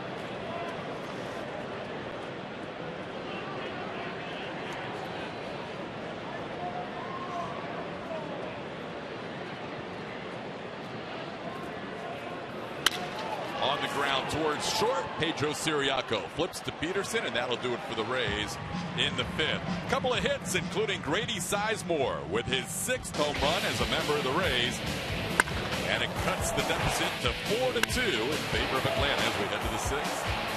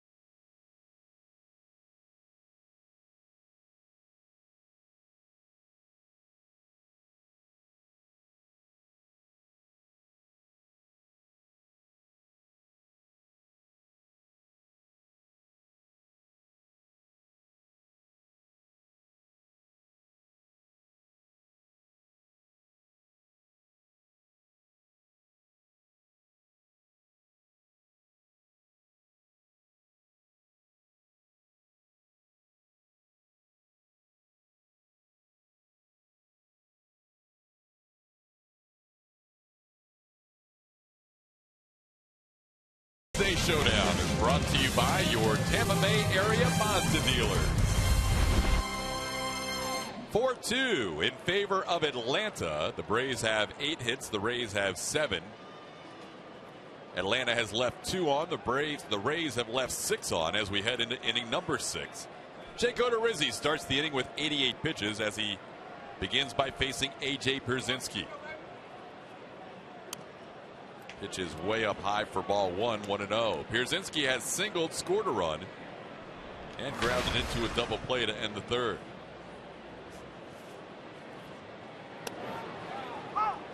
One ball and 1 strike. Alex Colomé begins to throw for the Rays. He warmed up a couple of times in last night's game. Did not get into the game. Here's a ball ripped to center field, but Kevin Kiermaier trots over to his right for the first out of the 6th inning. Pierzynski grounded into a double play to end the game last night. Had he not hit into a double play, Colomé would have been in to face Nick Switcher, who was the next hitter. Alex has no saves in his major league or minor league career, but he would have been called on to try and get the 27th out last night had it gotten further. Here's Adonis Garcia, called strike, 0-1. The Rays last night were trying to avoid their normal setup and closers of McGee and Boxberger, or Boxberger-McGee, whichever you choose. Garcia with a count of 0-2.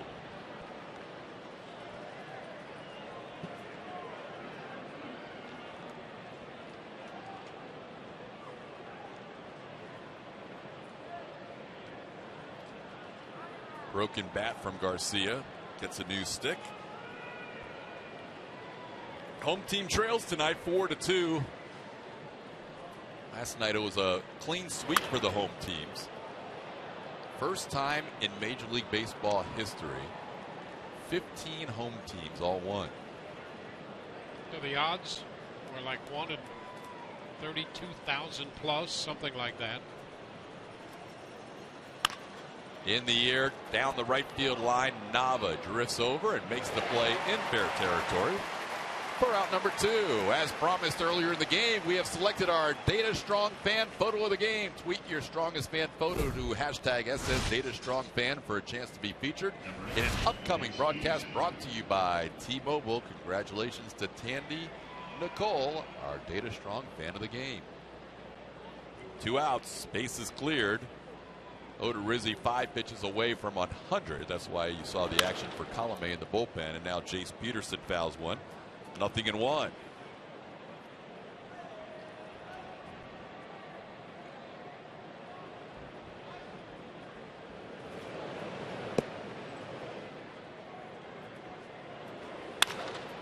On the ground, into the shift, Forsythe to his right, and a 1-2-3 inning for Jake Odorizzi. His third 1-2-3 inning of the game. We head to the bottom of the 6th, 4-2 Braves.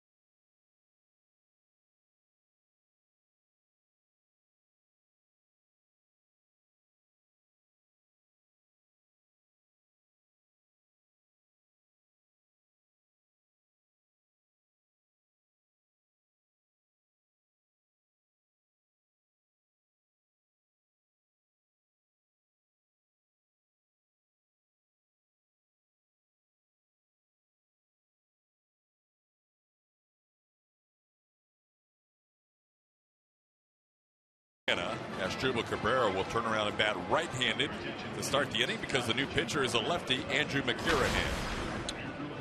McCarahan, 25 years old, and with the Rays, if you include the switch hitters against the right-hander Whistler tonight, had 6 left-handed hitters in the lineup because lefties had hit 5 of the 7 home runs he'd allowed this year and hit .333 off him, and 6 of the 7 hits came from left-handed hitters, and now Atlanta counters with a lefty, McCarahan. So Matt Whistler out of the game. He had struggled in a couple of previous August outings, but tonight he allows 2 runs in 5 innings of work before he leaves the game. And Asdrubal Cabrera, who went 1 for 2 against Whistler, leads things off batting right-handed. He's been a better righty hitter this year, and he singles into left. Asdrubal Cabrera with another multi-hit game. That is now 8 of his last 9 multi-hit games. He is on the kind of run over a long period of time you rarely see. Absolutely red hot. 2 for 3 tonight for Cabrera. He's just been unbelievable. He's now 24 for his last 49. That's how you get an average from the low 200s up to around 260, where he's hovering close to now. So Daniel Nava, while being a switch hitter, the Rays like him as a lefty hitter, as Brandon Guyer will grab a bat and pinch hit. Guyer with the most pinch hits on this Rays team with 8 in 26 pinch hit at bats. He does have a home run as a pinch hitter and 8 RBIs. Pitch down low to Brandon, 1-0. Now McCarrahan out of the University of Texas, and he pretty much is a 2-pitch guy. You're going fastball and slider with him, and heavy on the fastball. Yeah, almost exclusive fastballs whenever he faces a right-hand hitter. Was a Rule 5 pick from the Cubs, picked by the Florida Marlins, and spent spring training with the Marlins before the Braves acquired him. He was claimed off waivers on the 1st of April. But his games have been limited this year, even though he's a Rule 5 pick, which means you have to stay up on the Major League roster.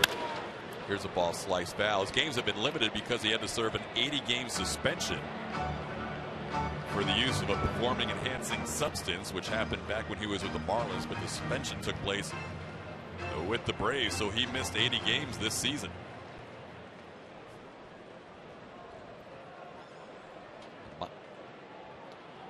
Miami Marlins had him in the Rule 5 pick, and now the Braves will have to keep him up the entire year as part of the Rule 5 selection. They have to remain on a big league roster throughout the year or be offered back. 1-2 pitch, missed the inner half. It's 2-2.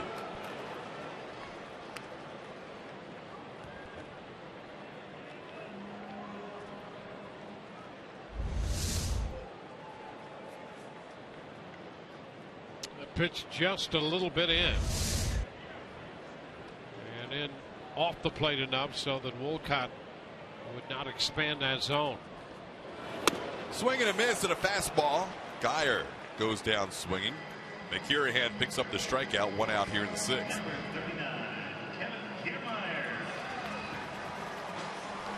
Have you seen the Outlaw? Capture Kiermaier on Saturday, August 29th, when the Rays battle the Royals. All fans receive a Kevin Kiermaier Outlaw action figure presented by Dex Imaging while supplies last. For tickets, call 888-FAN-RAYS or visit RaysBaseball.com.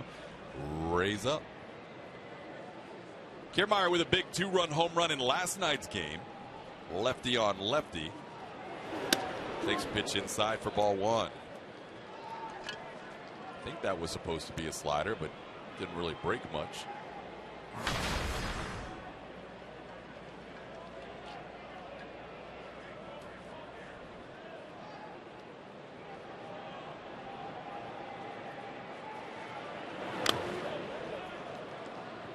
One ball and 1 strike.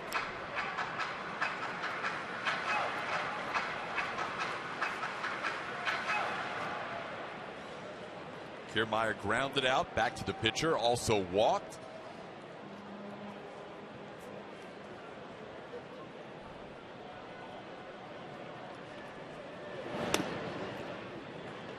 Two and 1.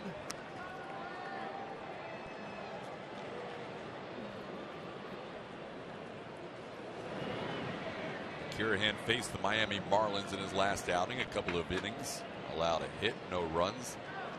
That was in the game on Saturday in Atlanta. Here's a base hit into right field. Cabrera thinking about going first to third. He is going to get there. The Rays with runners on the corners and 1 out here in the 6th.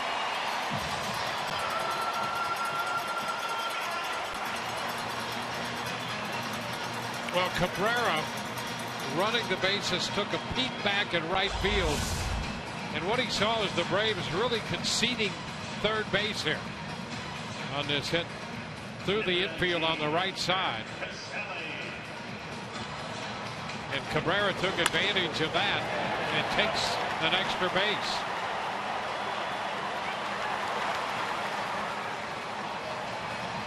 So some heads-up base running by Asdrubal Cabrera.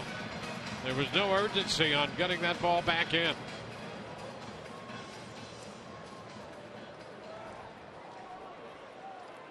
So now runners on the corners with 1 out, and Kirk Casale the batter. Casale, with 2 of his 7 home runs against lefties this year, takes a fastball down 1-0. Casale flied out deep to left field his first time up and struck out his last time. He's been up twice with 2 outs and 2 on. This time he's up with runners on first and third and 1 away. Ripped off the glove of Garcia, playing at second, bobble, but they're going to say he was in the transfer and he's out at second. Kiermaier staying at second for now. Cash is going to have an argument. The second base umpire John Tumpain said Peterson in the transfer lost the ball. Either way, the Rays score a run, but Kiermaier is called out at second. Yeah, this could make, under normal circumstances, this could make for a great argument. Because we've all seen that transfer play, and there was some question as to whether this is not a transfer play. The question is, did he ever have control of that baseball?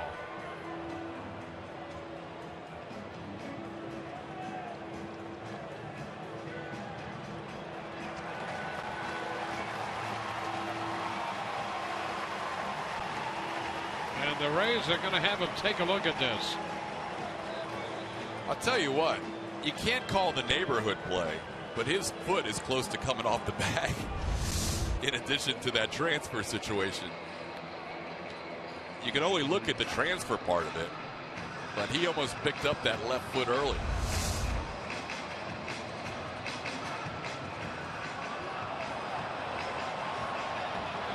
So that's the tricky part.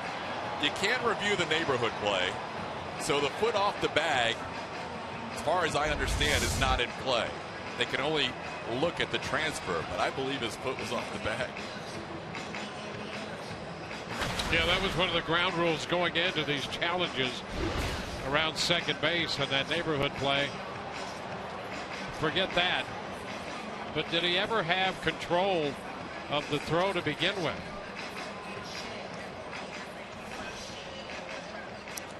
Well, the Rays are either going to have first and second with 1 out or a runner on first and 2 outs. Either way, Casale's going to be credited with an RBI to make it a 4-3 game as Asdrubal Cabrera came home to score on a ball that was unable to be handled by Adonis Garcia. Good recovery by Pedro Siriaco to get the force call initially, which is now being reviewed.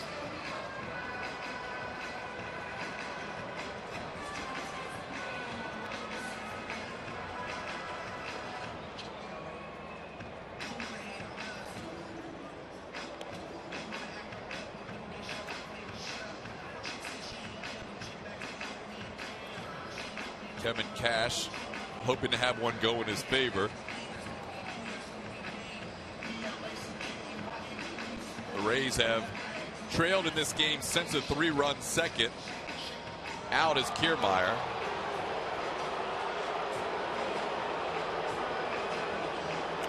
Didn't think the Rays were going to get that one overturned.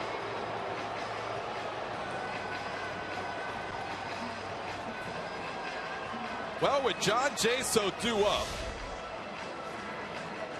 you can see the neighborhood play, judgment portion of neighborhood play not able to be challenged. So the out was called right there. Close play. Looked awkward, but I think they got it right. With Jaso due up, Richie Schaefer came on deck as a pinch hitter, and with that announcement, Freddie Gonzalez will go to his bullpen. Bottom of the 6th, 2 outs, Rays trailing by 1.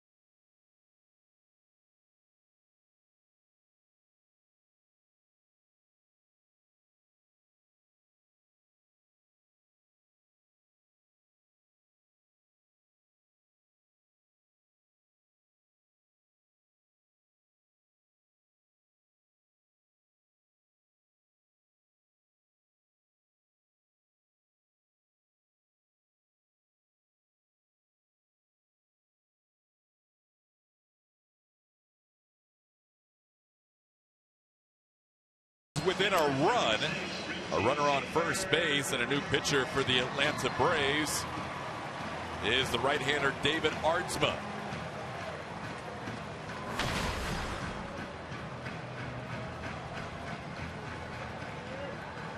It hasn't been easy all night for the Rays. You know, one step at a time, and here they are, now just one run down. Richie Schaefer getting a chance to pinch hit for the first time. He has no official pinch hit at bats. He's hitting for John Jay, so now righty on righty. Schaefer is 4 for 5 in his young career against right-handed pitchers. And he takes a fastball up high, 1-0. 4 for 5, including 2 home runs. This one broke a tie against the Mets against Bartolo Colon in a Rays 1-run victory. Big swing, no contact, 1-1. Yeah, he was thinking left field seats on that pitch. And we've seen that big cut he has. More action in the bullpen for the Braves. Ross Detweiler, the lefty, starts to throw. Up and in, 2-1. Other thing we've seen out of Schaefer is he'll take a lot of pitches. He'll run some counts in the handful of at-bats he has so far in a Rays uniform.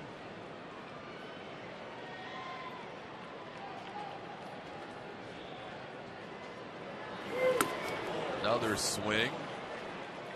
2-2. Big swings in this at-bat against David Ardsma. Richie Schaefer getting a chance to pinch hit for John Jaso. Ardsma started the year with the Dodgers at the AAA level before moving to the Braves, and then made his Atlanta debut on June 9th. Strike 3 called. Fastball gets Schaefer. So the Rays score 1, leave a runner as we head to the 7th. It's 4-3 in favor of Atlanta.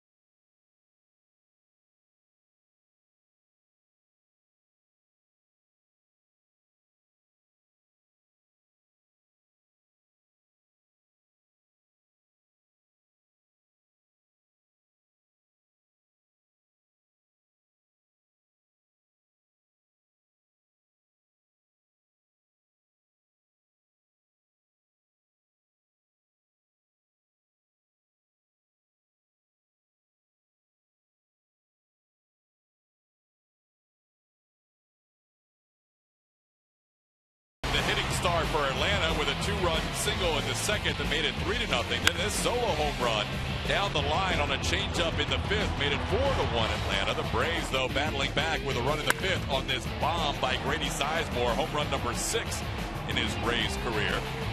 That made it 4-2, and then with runners on the corners, Kurt Casale on a ball on the infield gets credited for an RBI in that fielder's choice.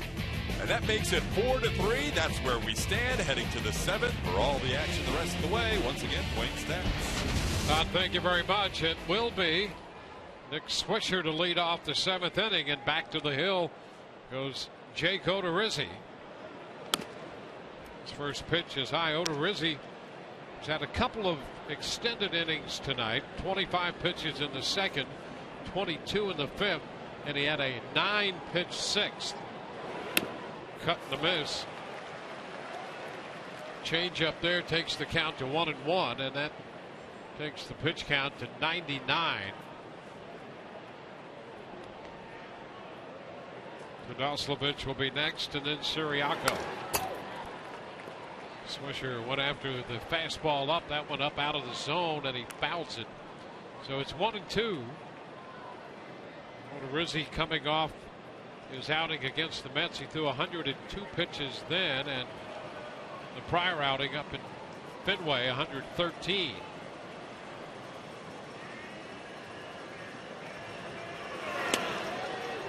And he misses.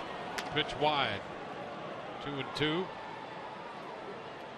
So right now the difference in this game is Siriaco's home run.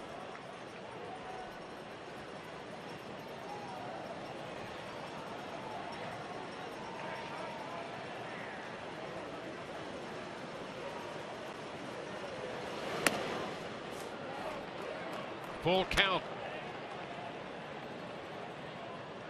He went 3-2 with Swisher back in the first. Got him on a changeup. Struck him out on a changeup on a 2-2 pitch in the fourth. He's 3-2 with him in the seventh. And he loses him. Missed with the fastball. So Odorizzi gives up the leadoff walk here in the seventh. Rays wrapping up this homestand. Tomorrow's a day off, and here's what's coming up Friday on Rays Live, the pregame show presented by your Gulf Coast Honda dealers. The Rays will be taking on the Texas Rangers, and Nathan Carnes will make the start. We'll hear from him, and Orestes will break down Prince Fielder. I think the reason that Odorizzi's pitch count has crept up on him tonight is he hasn't gotten those chases. The 1-2, the 2-2 hasn't enticed hitters out of the zone when he's been ahead of the count. Had a lot of early counts where he was ahead and then worked them back to full. Yuri Perez is running at first base now for Swisher. Perez the runner. Runner on with nobody out. Tadoslavich up here with a strike to count.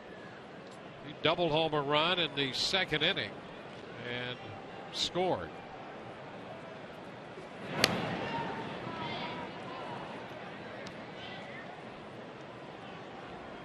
Perez 3 of 4 in the running game.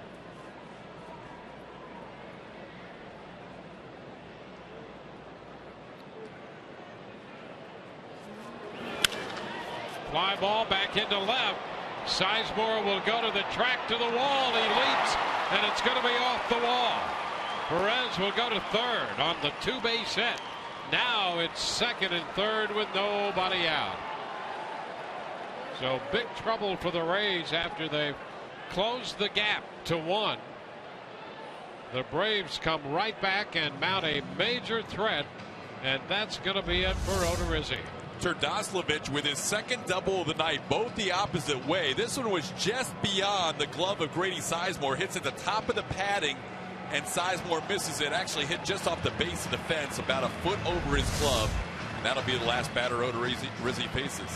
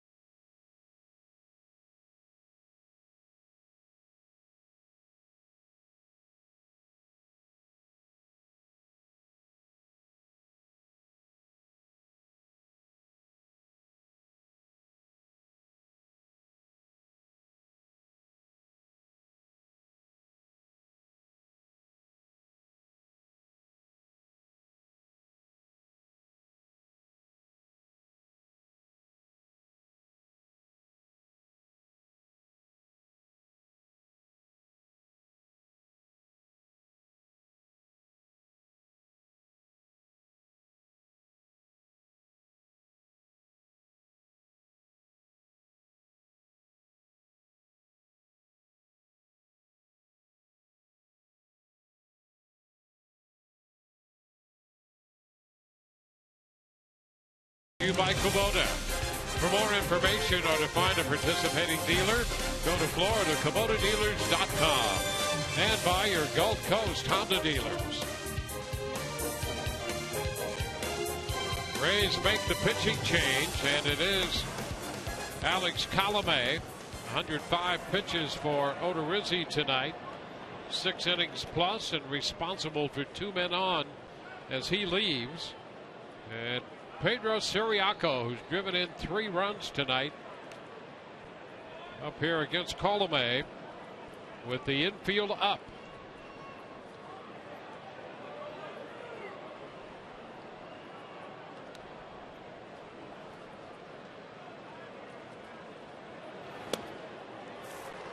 Fastball, he misses it.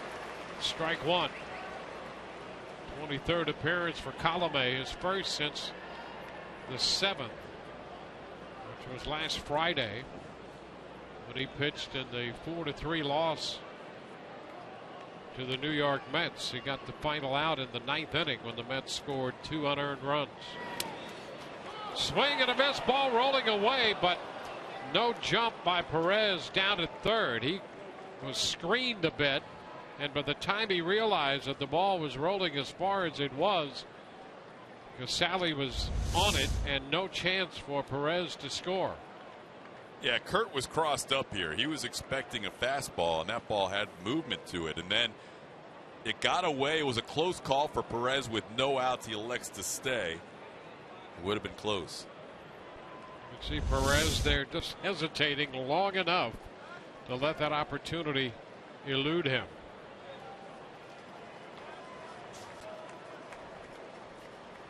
Two strikes the count on Siriaco.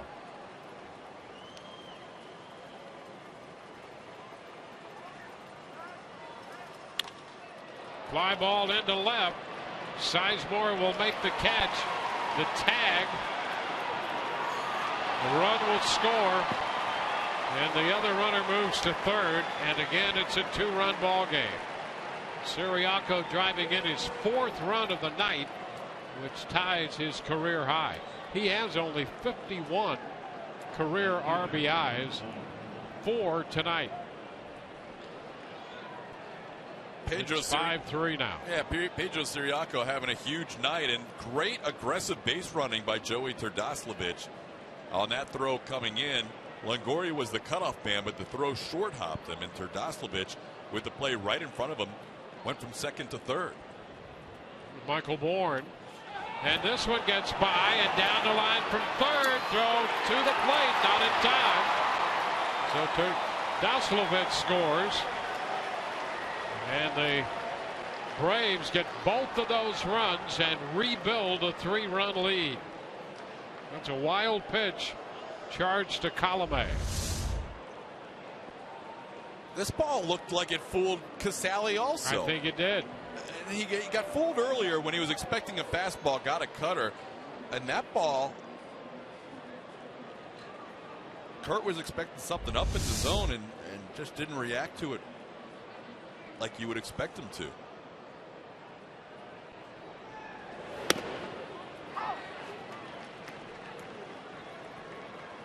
One and one right now.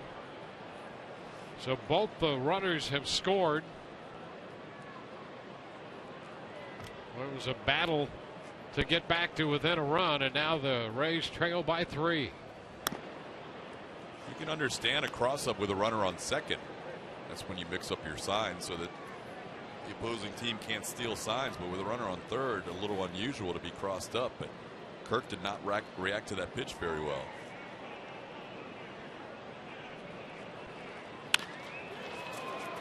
Out to Cabrera. Takes care of Bourne for the second out.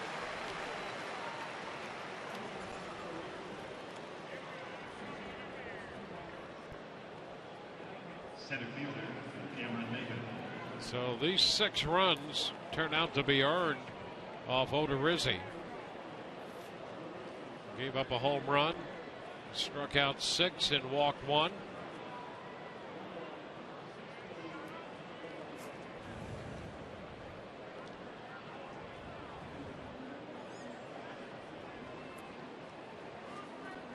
So 2 outs, bases empty, and here's Cameron Maybin. 1 ball, no strikes. Maybin with a couple hits.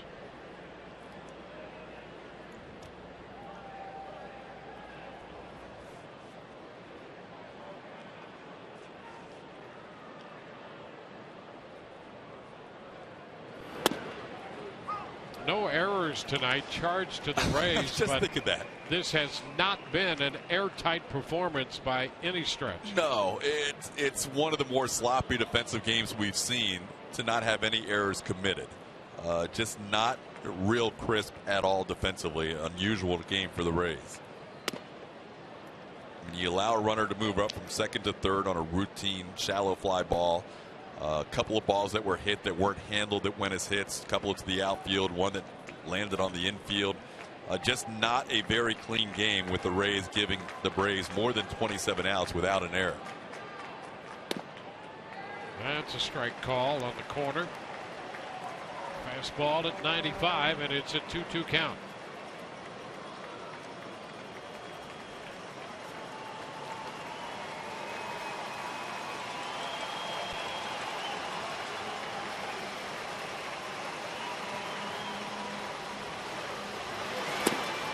Cut and a miss. Slider got him, but 2-run score, and it's 6-3 Atlanta. It's time for the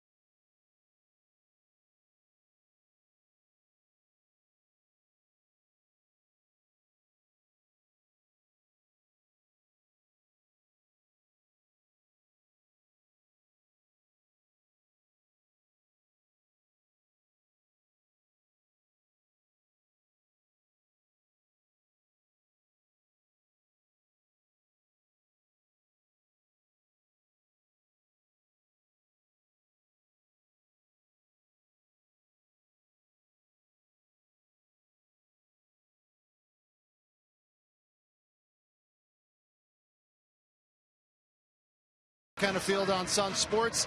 Rays are going to have to save an extra seat on the airplane as they begin this road trip starting on Friday in Texas. That's because Drew Smyly will be joining the team going down south. He will be throwing a bullpen session at Arlington for the team. He apparently has finished his rehab assignment. Last night was his final start with the Durham Bulls, through 90-plus pitches in 4+ innings. He was back at the Trop today, said he is absolutely ready to go.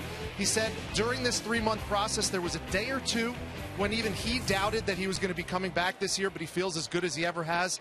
And he said last night was the first time he pitched without even thinking about that left shoulder injury, guys.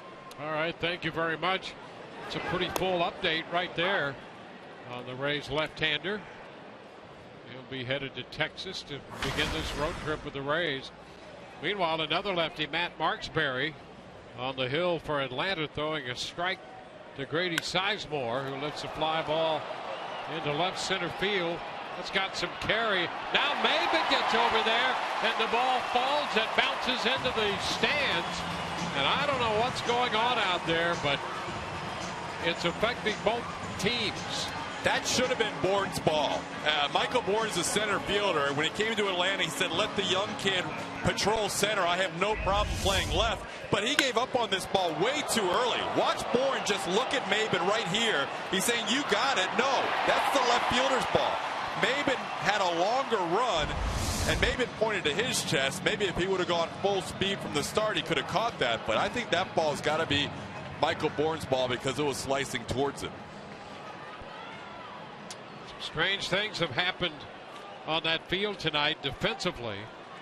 There's been some concessions and some miscalculations.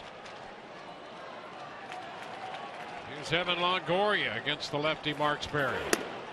Well, the Rays could get right back to within a run on one swing of the bat from Longoria here. Marksberry making his 7th appearance.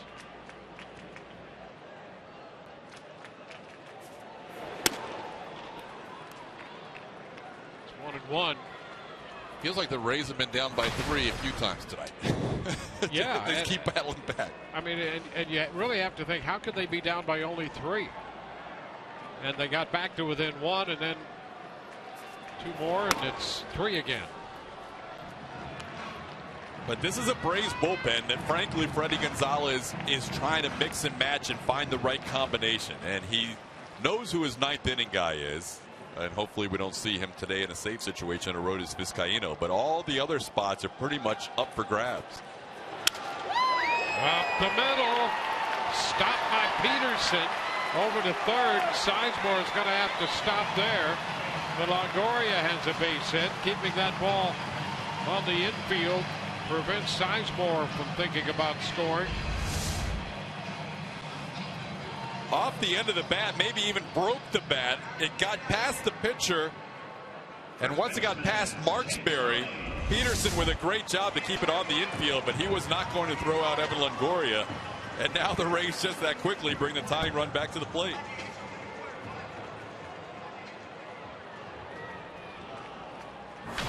James Loney.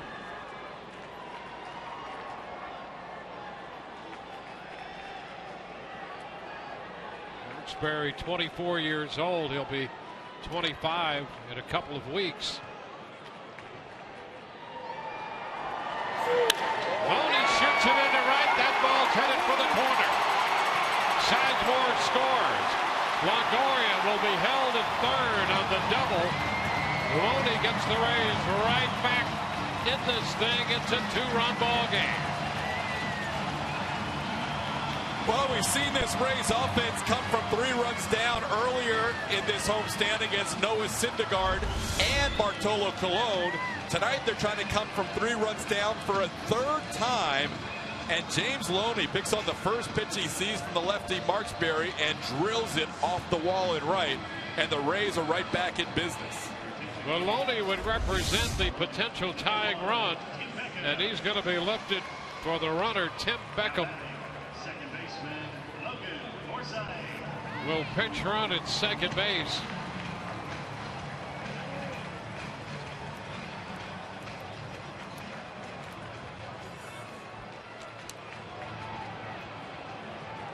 So a 6-4 contest now with 2 men in scoring position and nobody out in the 7th for Logan Forsythe. And he takes a strike. So now by taking Loney out, you're really playing for the runs in this inning. In the bottom half of the 7th inning, hoping a base hit here and Beckham can tie the game with his speed. It's down. You saw Ryan Kelly trying to get loose in a hurry, and now Krasinski's going to take a little time going to the mound. You know, this is a kid in Marksberry. He started the year in Class A with the Carolina Mudcats, moved up to the AAA level at the end of June, and then a month later he's making his Major League debut. Again, this is a completely revamped bullpen, giving guys a chance. I saw a lefty who could be tough on lefties, only 2 for 17 prior to that Loney base hit, but he doesn't have a whole lot of big league experience. 1-1 to count on Forsythe. Baseball is in off the plate. 2-1. And that's about where he lives with a fastball at 92.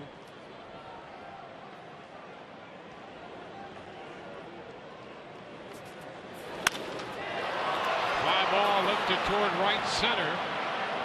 Maben will make the catch, tag at third. Longoria heads to the plate, throws at third, and safe there. Beckham moves up. It's 6-5. So the Rays get those 2 runs back, and again trailed by 1. So Beckham in the pinch run, and there's no way that Loney was going to move up to third on that one, and Beckham beats the play.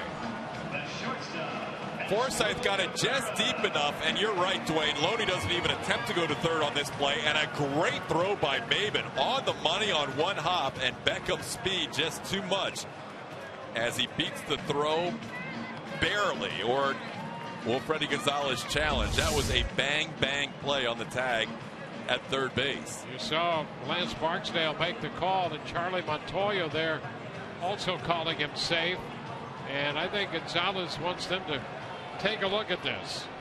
It was an unbelievable throw from Maben, who was moving to his left towards right center field. Momentum going away from third base, and got off a perfect throw that made it close.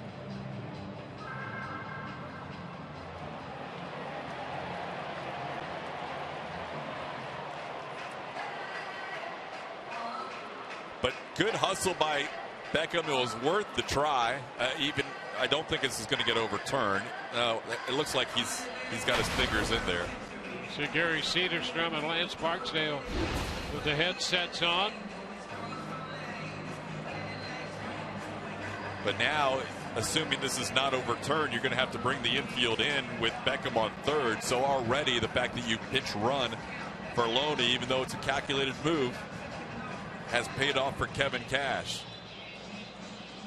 And as Drupal Cabrera is going to be the hitter, so you couldn't have a better guy up there as hot as Cabrera has been.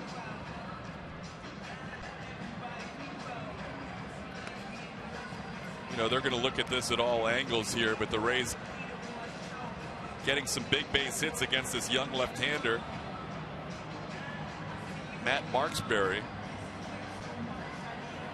And now, after being down 4-1, bringing it back, then down 3-0 to start the game, now down 6-3, and they brought it back to within a run again. And a potential tying run will remain at third. It's confirmed on that call.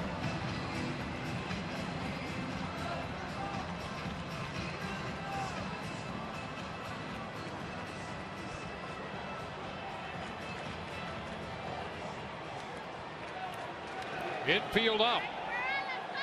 And it's Drupal Cabrera batting from the right side against the left-hander Marksberry.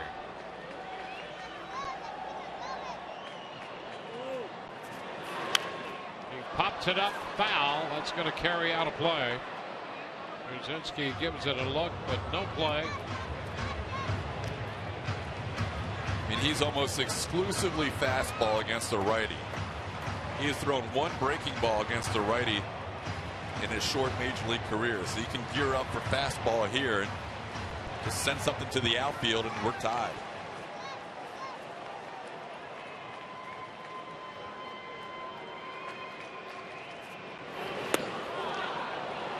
And Cabrera's out in front of the changeup. How about that? Just his second off-speed pitch. He's thrown to the righties now. So there you go.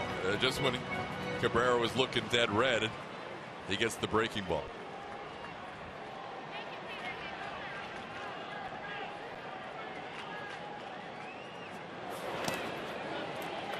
It's 1-2.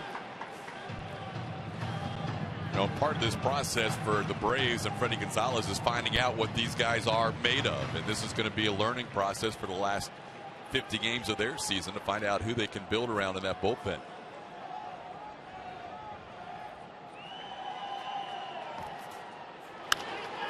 Popped up on the infield. Peterson, the second baseman, over near first, making the catch. So 2 outs here with a potential tying run at third. In the game tonight and all season long, Tires Plus donates $100 to the Pediatric Cancer Foundation for every Tampa Bay Rays home run televised on Sun Sports. Brandon Guyer entered the game as a pinch hitter in the 6th. He's up here against the lefty Marksberry in the 7th. Fastball misses. 1-0.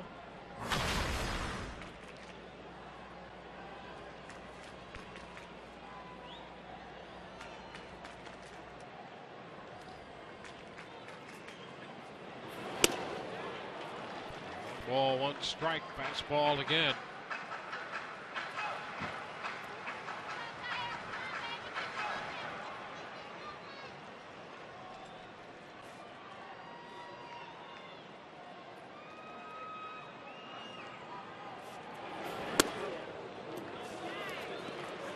Two and 1.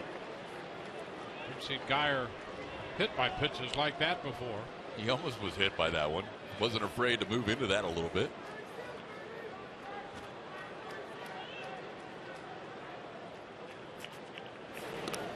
This one gets away. And down the line from third comes Beckham. This game is tied. And the way this game has gone, of course, the tying run scores on that pitch. 6-6. You're right, a sloppy game. I'm not sure if I've seen a sloppier game without an error for either team. With balls that aren't caught in the outfield, on the infield, pitches that get away from home plate. But that was a bounced fastball on a 2-1 pitch, and the Rays tied the game on a wild one.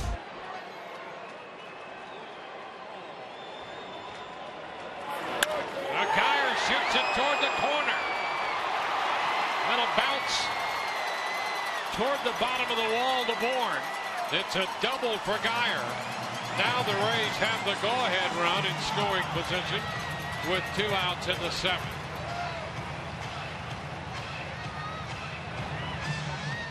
The Rays now with 4 hits and a sacrifice fly in the inning. We mentioned he's heavy fastball against the righties. That was down low. Brandon went and got it on the 3-1 pitch and hit a rocket into the left field corner. Now the Rays have never led in this game.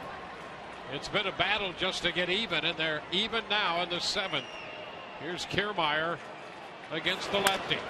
Ground ball right side, backhanded. Could be a close play. Did he get the bag? He missed it. And here comes Guyer in to score. The Rays take the lead. It's 7-6.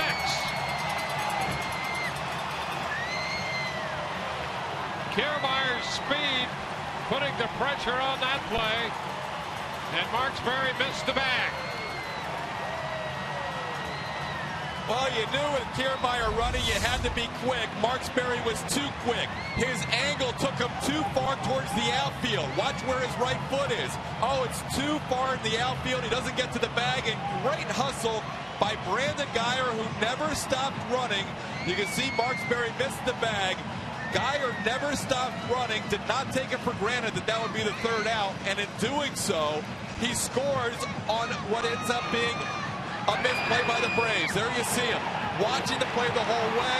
As soon as he sees Marksberry misses the bag, he is heading home. So the Rays take the lead on the error charge to the pitcher Marksberry, 7-6.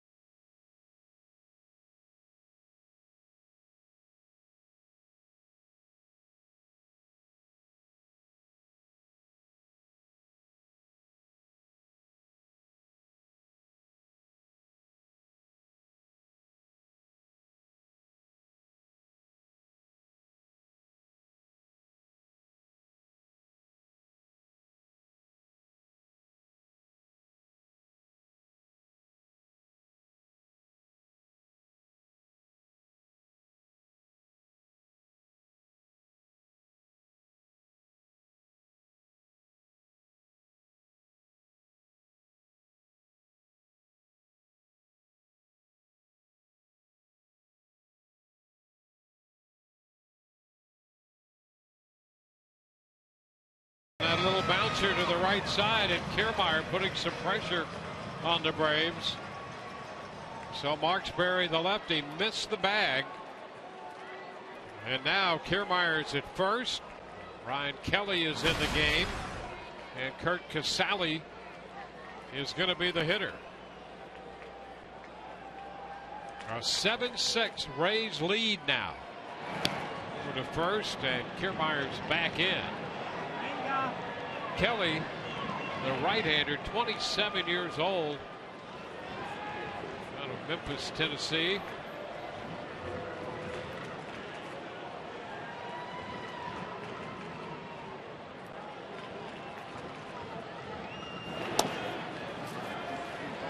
Slider misses.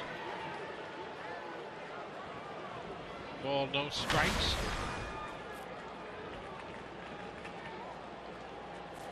Cut the ball out there, and you'll see the cutter and a lot of slider action, sometimes more so than the fastball. There goes Kiermaier. Pitch is a strike. The throw not in time. Kiermaier with a stolen base, number 12, and now he's in scoring position. All the steals for Kevin Kiermaier have been since May 16th. Team leader. Take a look at the jump. Good one. Gets to full speed in a hurry, and then no chance for Pierzynski to throw him out.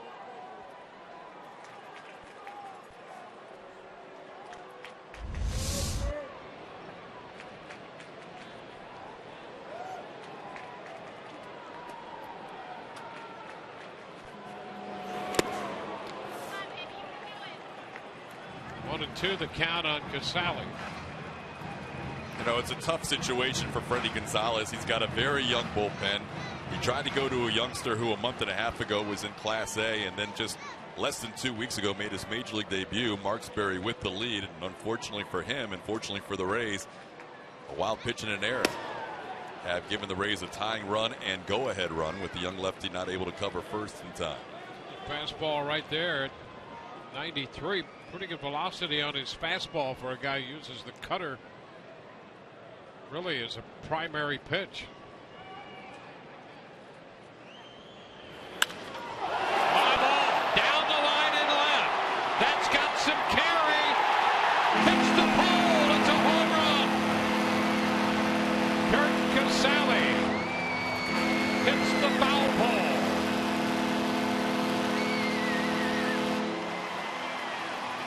And now the Rays lead 9-6. Casale's 8th home run. Oh, he'd been up earlier in RBI situations. He got a run home in the 6th, and then hits this one out. A 2-run shot. Got that slider. It was a spinner over the plate. Casale watches it down the line. Kurt says, "Thank you very much, foul pole." It hits the way up on that foul pole. I think all Casale's going to do now is hit home runs. He's got 7 out of his last 10 hits as home runs. Richie Schaefer. Schaefer fouls this one. Down to play 0-2. So this is the 9th man to hit in the inning for the Rays. They put up 6 to take a 9-6 lead.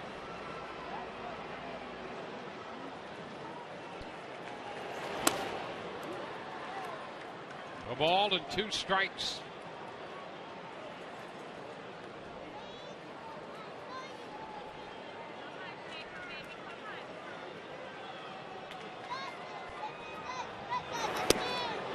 Cut and a miss.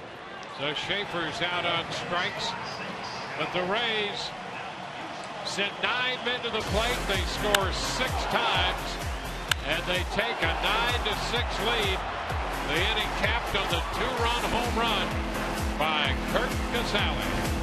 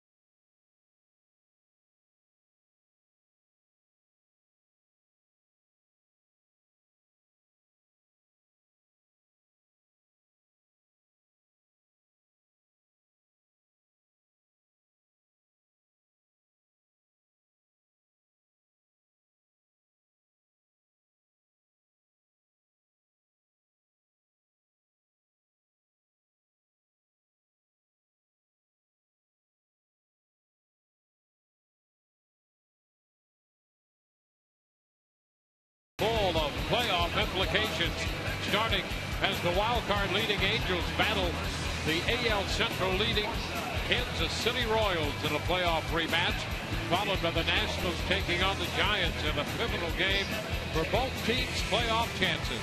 Coverage begins Saturday at 7 p.m. Eastern, only on Fox Sports 1 and streaming live on Fox Sports Go.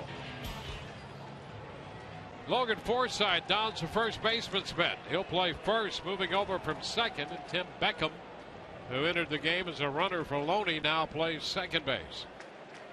Jake McGee on the hill for the Rays to deal with the middle part of the Atlanta order. Here's Nick Markakis popping it back foul and out of play for a strike. Jake appearing in his 34th game, pitched every game in that Mets series. That's why last night Kevin Cash made sure he didn't use McGee or Gelt or Boxberger in a 2-0 victory.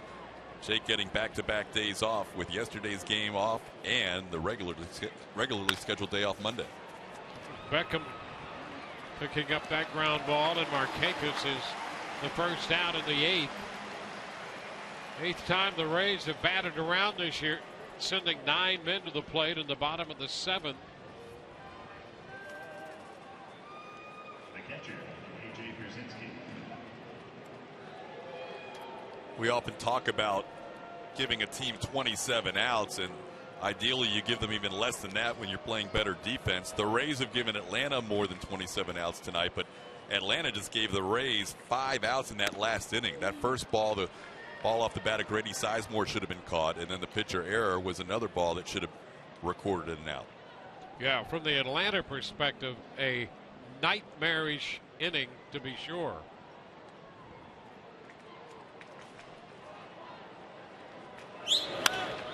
Pierzynski fouls it back. It's 1-1.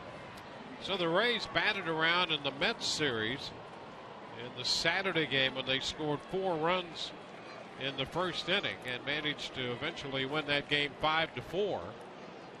And they lead 9-6, batting around in the 7th inning of this game. When you think about this homestand, Dwayne, on Saturday down 3-0 to Noah Syndergaard early, down 3-0 to Bartolo Colon, and tonight down 3 runs 3 different times. This is an offense that is all of a sudden finding its comfort zone, which we haven't seen maybe at any point this season. Swing and a miss. He threw up the curveball. No chance. Lefty looking for the hard stuff, and here comes the curveball at 72 miles per hour. AJ saying, really? I have faced you a lot of times. I didn't know you had a curveball. I doubt he's seen that very often, and he had no chance.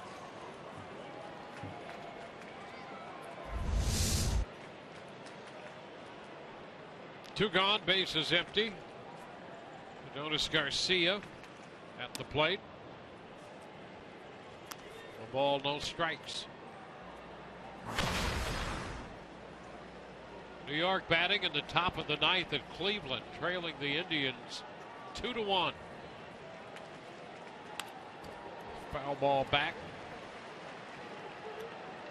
I heard a stat today about the Blue Jays.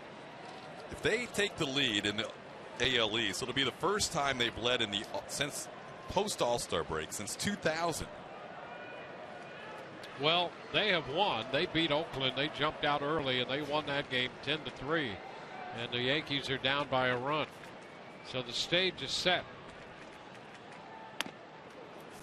Upstairs, 2 balls and a strike. New York started the day with a half-game lead on Toronto. That is a runaway train right now in Canada, and another team in the Yankees going the opposite direction. 2-2, a foul ball.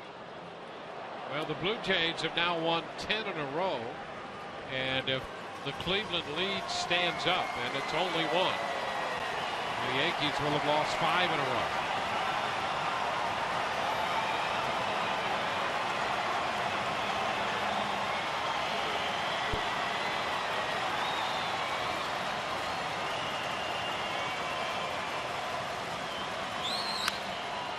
Foul out of play. Right side. What little we've seen in this series from Garcia, just a quick 2-game set, he's put together some pretty good at-bats. 30-year-old minor leaguer, had never played the big leagues until earlier this season.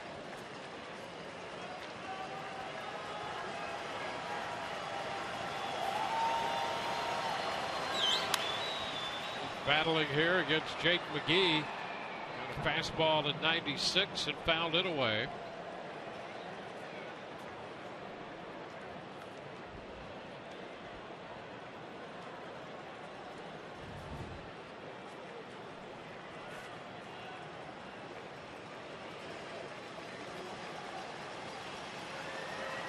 Two up, two down here in the 8th.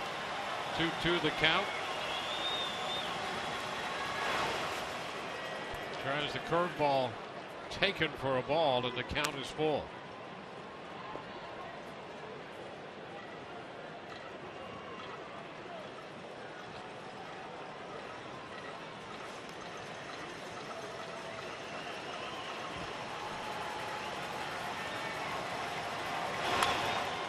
Fouled back. Rays scored 6 in the 7th inning. 3 unearned runs, but as it turns out, Kelly, who gave up the home run, will be charged with an earned run on his personal account.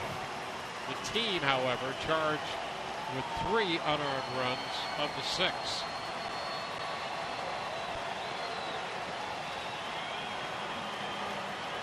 "3-2 again. Here it is. Back at Jake. McGee grabs it, flips to first. Braves down in order in the 8th. Rays coming in to hit. They now hold a 3-run lead. There's the comebacker to McGee.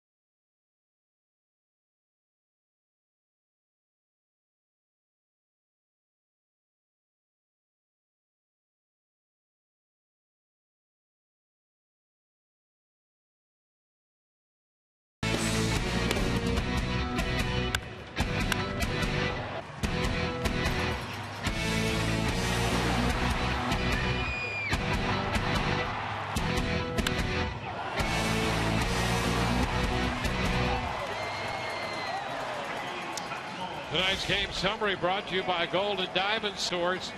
All you really need to know is that the Rays scored 6 in the 7th to take a 9-6 lead.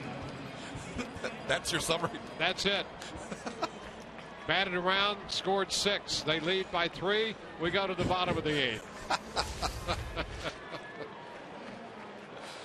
Yeah, it would be impossible to recap all that's gone on in this game. And some of it you really don't want to recap. It hasn't all been pretty, but the good news, the great news is that the Rays are leading by 3, batting against Aroldis Vizcaíno in the bottom of the 8th. Hard-throwing right-hander. He's assumed the closer's role for the Braves. Picked up his first save against the Marlins on August 6th, and then also had one on the 7th against Miami. But hard thrower, you'll bring that fastball 97, 98 on a regular basis. We get a sneaky cycle out of this game. Why not? Absolutely. All he needs is a triple.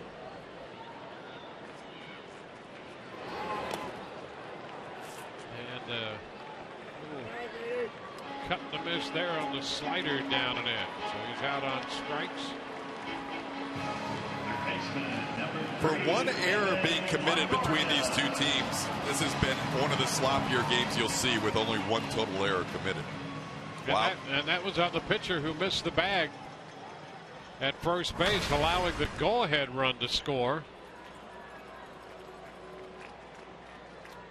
Yeah, there are a lot of things that will be hidden in the box score of this game, and we're probably better off for it. 1 ball, no strikes, the count.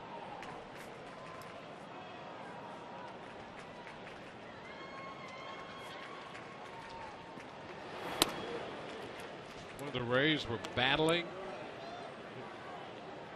Their attempts were frustrated after those 3 runs Atlanta scored in the second inning. The Rays trying to get back, trying to close the gap, only to see the Braves with a couple more runs. And finally, things fell apart for Atlanta and fell into place for the Rays in the bottom of the 7th inning. This is an Atlanta team that at the midway point of the season and just beyond, they were a 500 team. They were 42-42. Then they lost 16 out of 20. And at the trade deadline, they moved Kelly Johnson, Juan Uribe, Jim Johnson. And now they're looking towards next year and beyond. But going into this series, knowing you had a 10-game trip coming up, the Rays really wanted to take both of these games badly. Cut and a miss. So Longoria out on strikes, back-to-back strikeouts here by Vizcaíno. Coming up on Rays Live, the postgame presented by Checkers. Rich and Doug will be anchoring the coverage. We'll hear from Kevin Cash trying to sort this one out in his press conference. Emily Austin will provide interviews from the Rays clubhouse. All on Rays Live, the postgame presented by Checkers.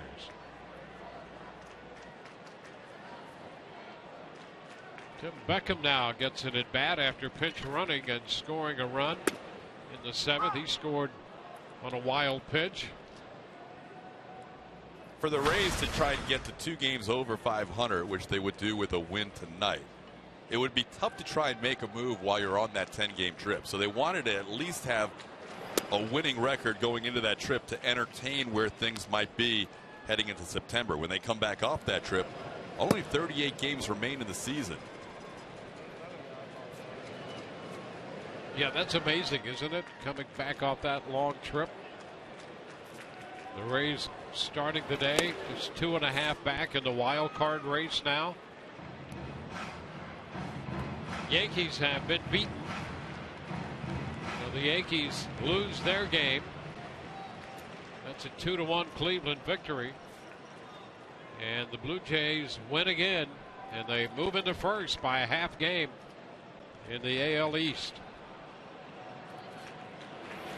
Should have been a sound effect attached with that. That's how quickly it happened. Yep. I mean, the Yankees have been in reverse, and the Blue Jays are ridiculously hot right now. 13 out of 14.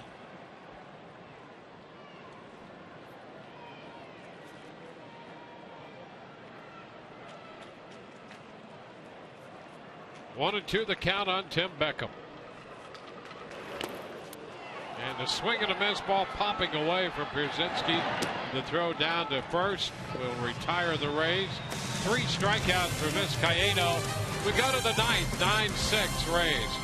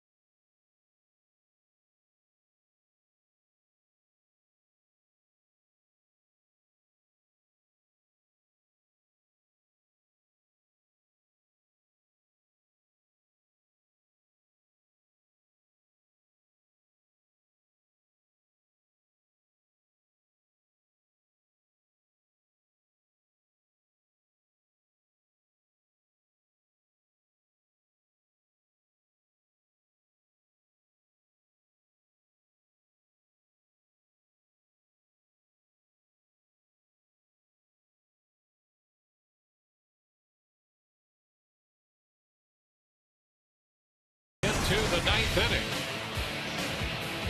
Got a couple of home runs tonight. Grady Sizemore hit number 6. That came in the 5th inning. He's hit 4 home runs in 8 games. And Kurt Casale hits one off the foul pole down the left field line. And boy, what a shot that was. High off that foul pole. So he has a 2-run home run and a 3 RBI night, as it turns out. And that's after leaving 4 men on base in his first 2 at bats. But he finishes the night with a home run and 3 runs batted in. One of those nights as the Rays try and finish it off in the 9th with Brad Boxberger looking for save number 29 on the year. You can see this is his 51st game. Pitched in the Friday and Saturday games against the New York Mets. Has an ERA just below 3. Jace Peterson leads off, and the first pitch is a ball. Peterson has struck out. He hit a fly ball to center in the 4th and grounded out.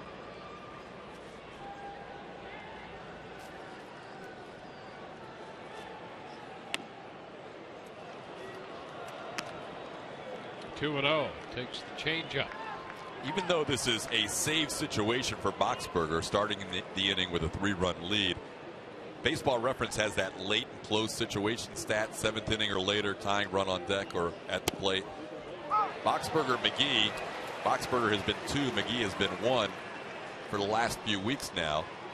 And McGee just pitched to his 10th, 11th, and 12th batters that were not in a late and close situation. And now Boxberger is 19th, 20th, and 21st if he gets through this inning. He's behind 3-1.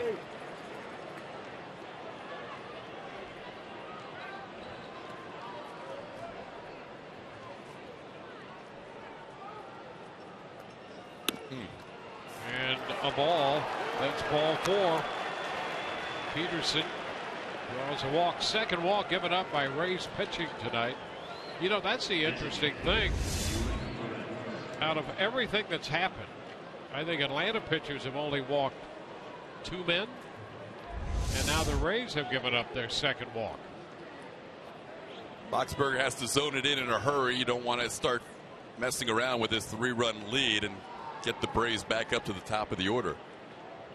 Eury Perez now. He entered as a pinch runner for Swisher in the 7th inning. He takes a strike.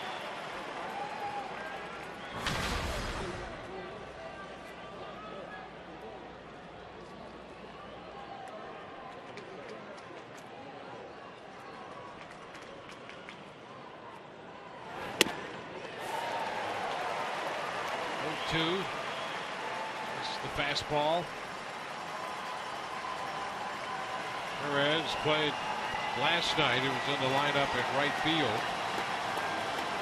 And was 0 for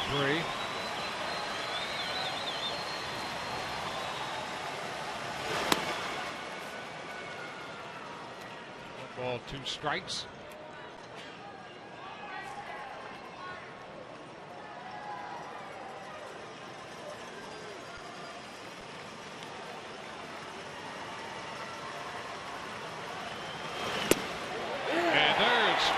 Call. He looks at a fastball, the 9th strikeout for Rays pitching.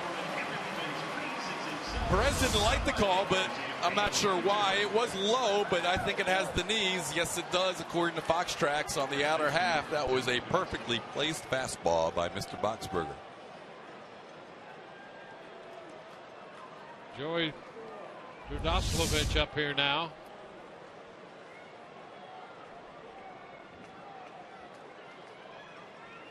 Couple of doubles and 2 runs scored as he hits from the left side against Boxberger.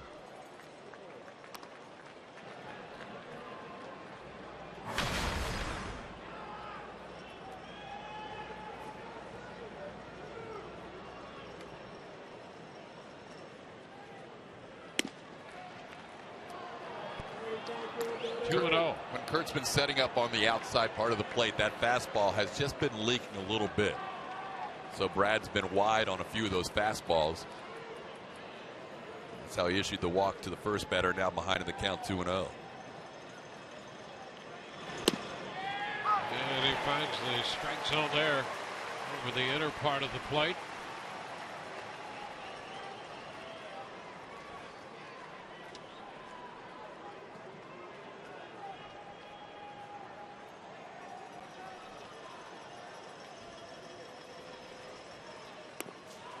Did he go? No, says Barksdale. That was the changeup. He came close.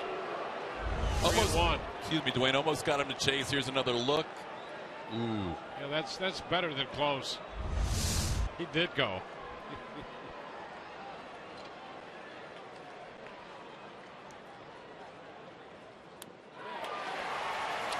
Now the count is full. Gutsy pitch right there. You don't want to walk that batter to bring the tying run to the plate. He went 3-1 changeup. Terdoslavich thought for sure he was going to see a fastball.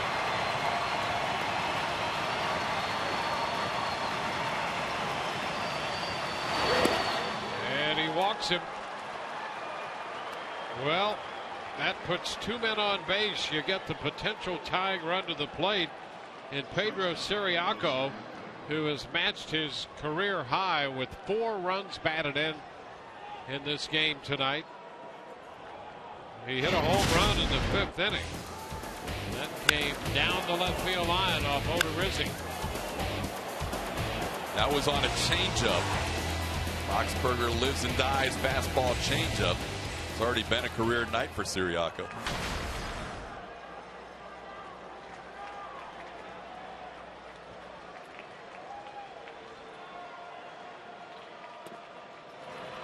First pitch misses too low. Fastball. So the Braves threaten in the ninth. Jim Hickey making a call to the bullpen. It's 2-0. Boxberger struggling here with his control. And Hickey is going to head to the mound. Very unusual for Boxberger to be battling like this. 3-run lead. As easy a save as he'll ever get. 3 runs to start an inning.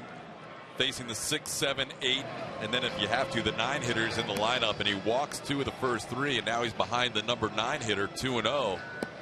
And that gets Xavier Cedeno loosening while Hickey's talking to Boxberger on the mound. Yeah, Cedeno came on and got the save last night. It was Ramirez, Gomes, and Cedeno.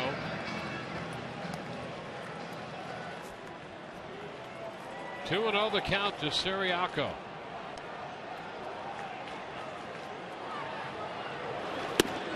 That's a strike with a fastball. 2-1.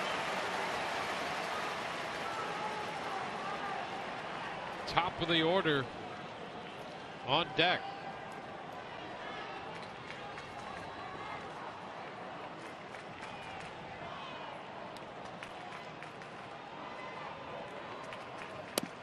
And he takes a strike. A couple of fastballs, and that went in around 92.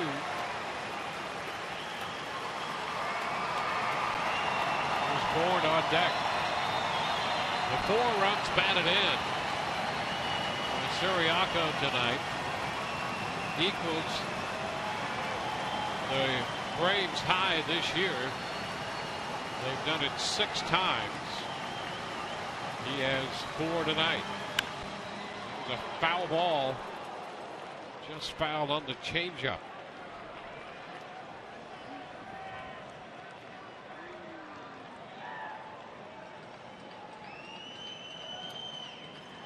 Peterson, the runner at second, he walked. Perez was called out on strikes. Runners at first and second, 1 out. 2-2 to Ciriaco. He fouls this fastball out of play.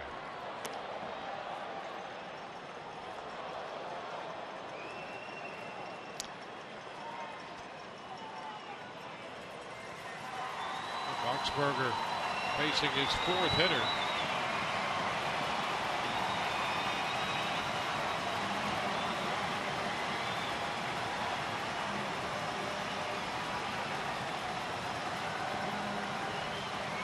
2-2 again, and it's fouled again, a fastball.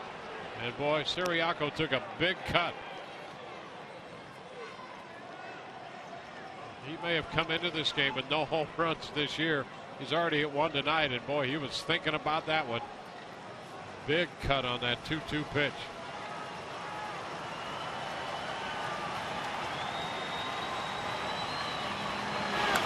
And he fouls it again. That time, another big cut. Boxberger up to 23 pitches. Last night, Kevin Cash elected to wait for Xavier Cedeno to face Nick Markakis. Did not bring him in with Michael Bourne due up.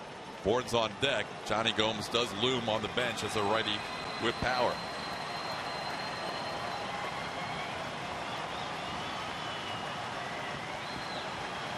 Two. He got it. Struck him out. Fastball. Out number 2 here in the ninth.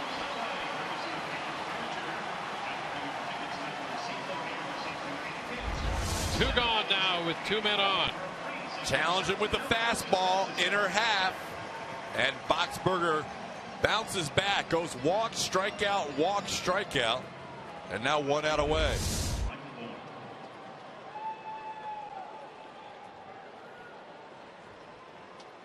So here's Michael Bourne.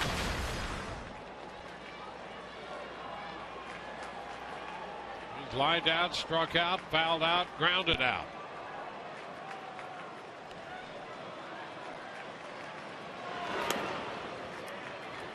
Takes a curveball. Slow.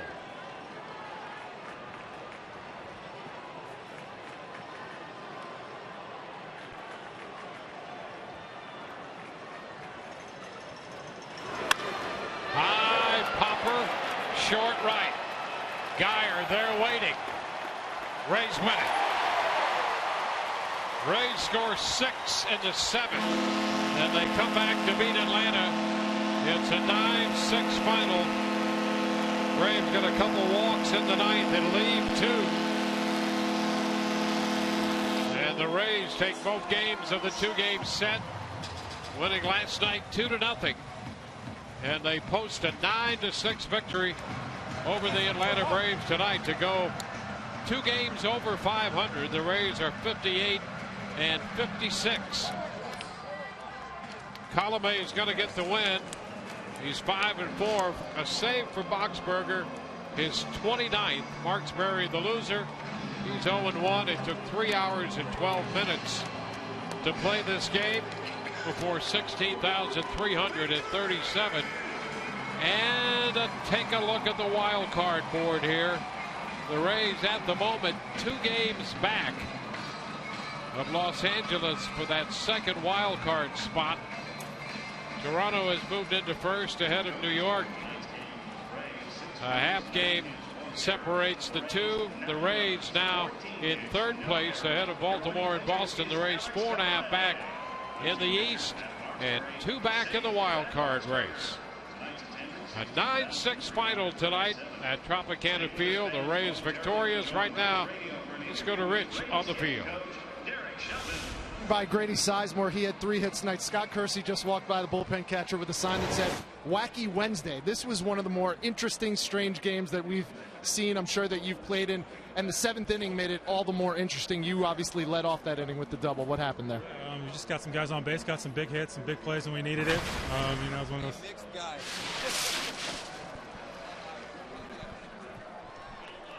That's what we call a solo splash. Chris Archer, the solo splash brother. Let's go back to talking about leading off that 7th inning. Oh yeah, just like I said, trying to get a good pitch to hit. It was a great inning. I think a lot of guys had big at bats there. A couple things went our way, but this team's got a lot of fight. It was a fun game all around. You were a triple away from hitting for the cycle. 6 of your 8 hits since the beginning of August have been extra base hits. Why are you seeing the ball so well right now? Just trying to put good at bats together. I think, like I said, it's just trying to grind them out and get good pitches to hit and come through for my team. And obviously 4 of those extra base hits have been home runs in the last 8 games. Take us through the pitch that you saw that you took deep. Just a 2-0 fastball. Get a good pitch to hit and put a good swing on it. And that was early in the game. Obviously, this game you were down, another deficit that you had to come back from. What kind of a spark does that provide for you and for the team? Hopefully it provides a pretty good spark. But I think everyone had good at bats today. I thought we grinded away and chipped away at that lead, and came away with the win. Another win. Enjoy the trip to Texas. Congratulations. Go celebrate with your teammates. And the Rays are now 2 games over 500. The first time they've done that since July 5th. Dwayne? Thank you very much. So the Rays 2 back in the wild card. Could be a game and a half back. White Sox lead the Angels in the 7th inning of their game 2-1. 9-6 the final here. The Rays knock off the Atlanta Braves. For Todd Callis and the rest of our crew, this is Dwayne Stats. Great to have you with us. Hope you've enjoyed the telecast. Rays Live, the postgame presented by Checkers, comes your way next.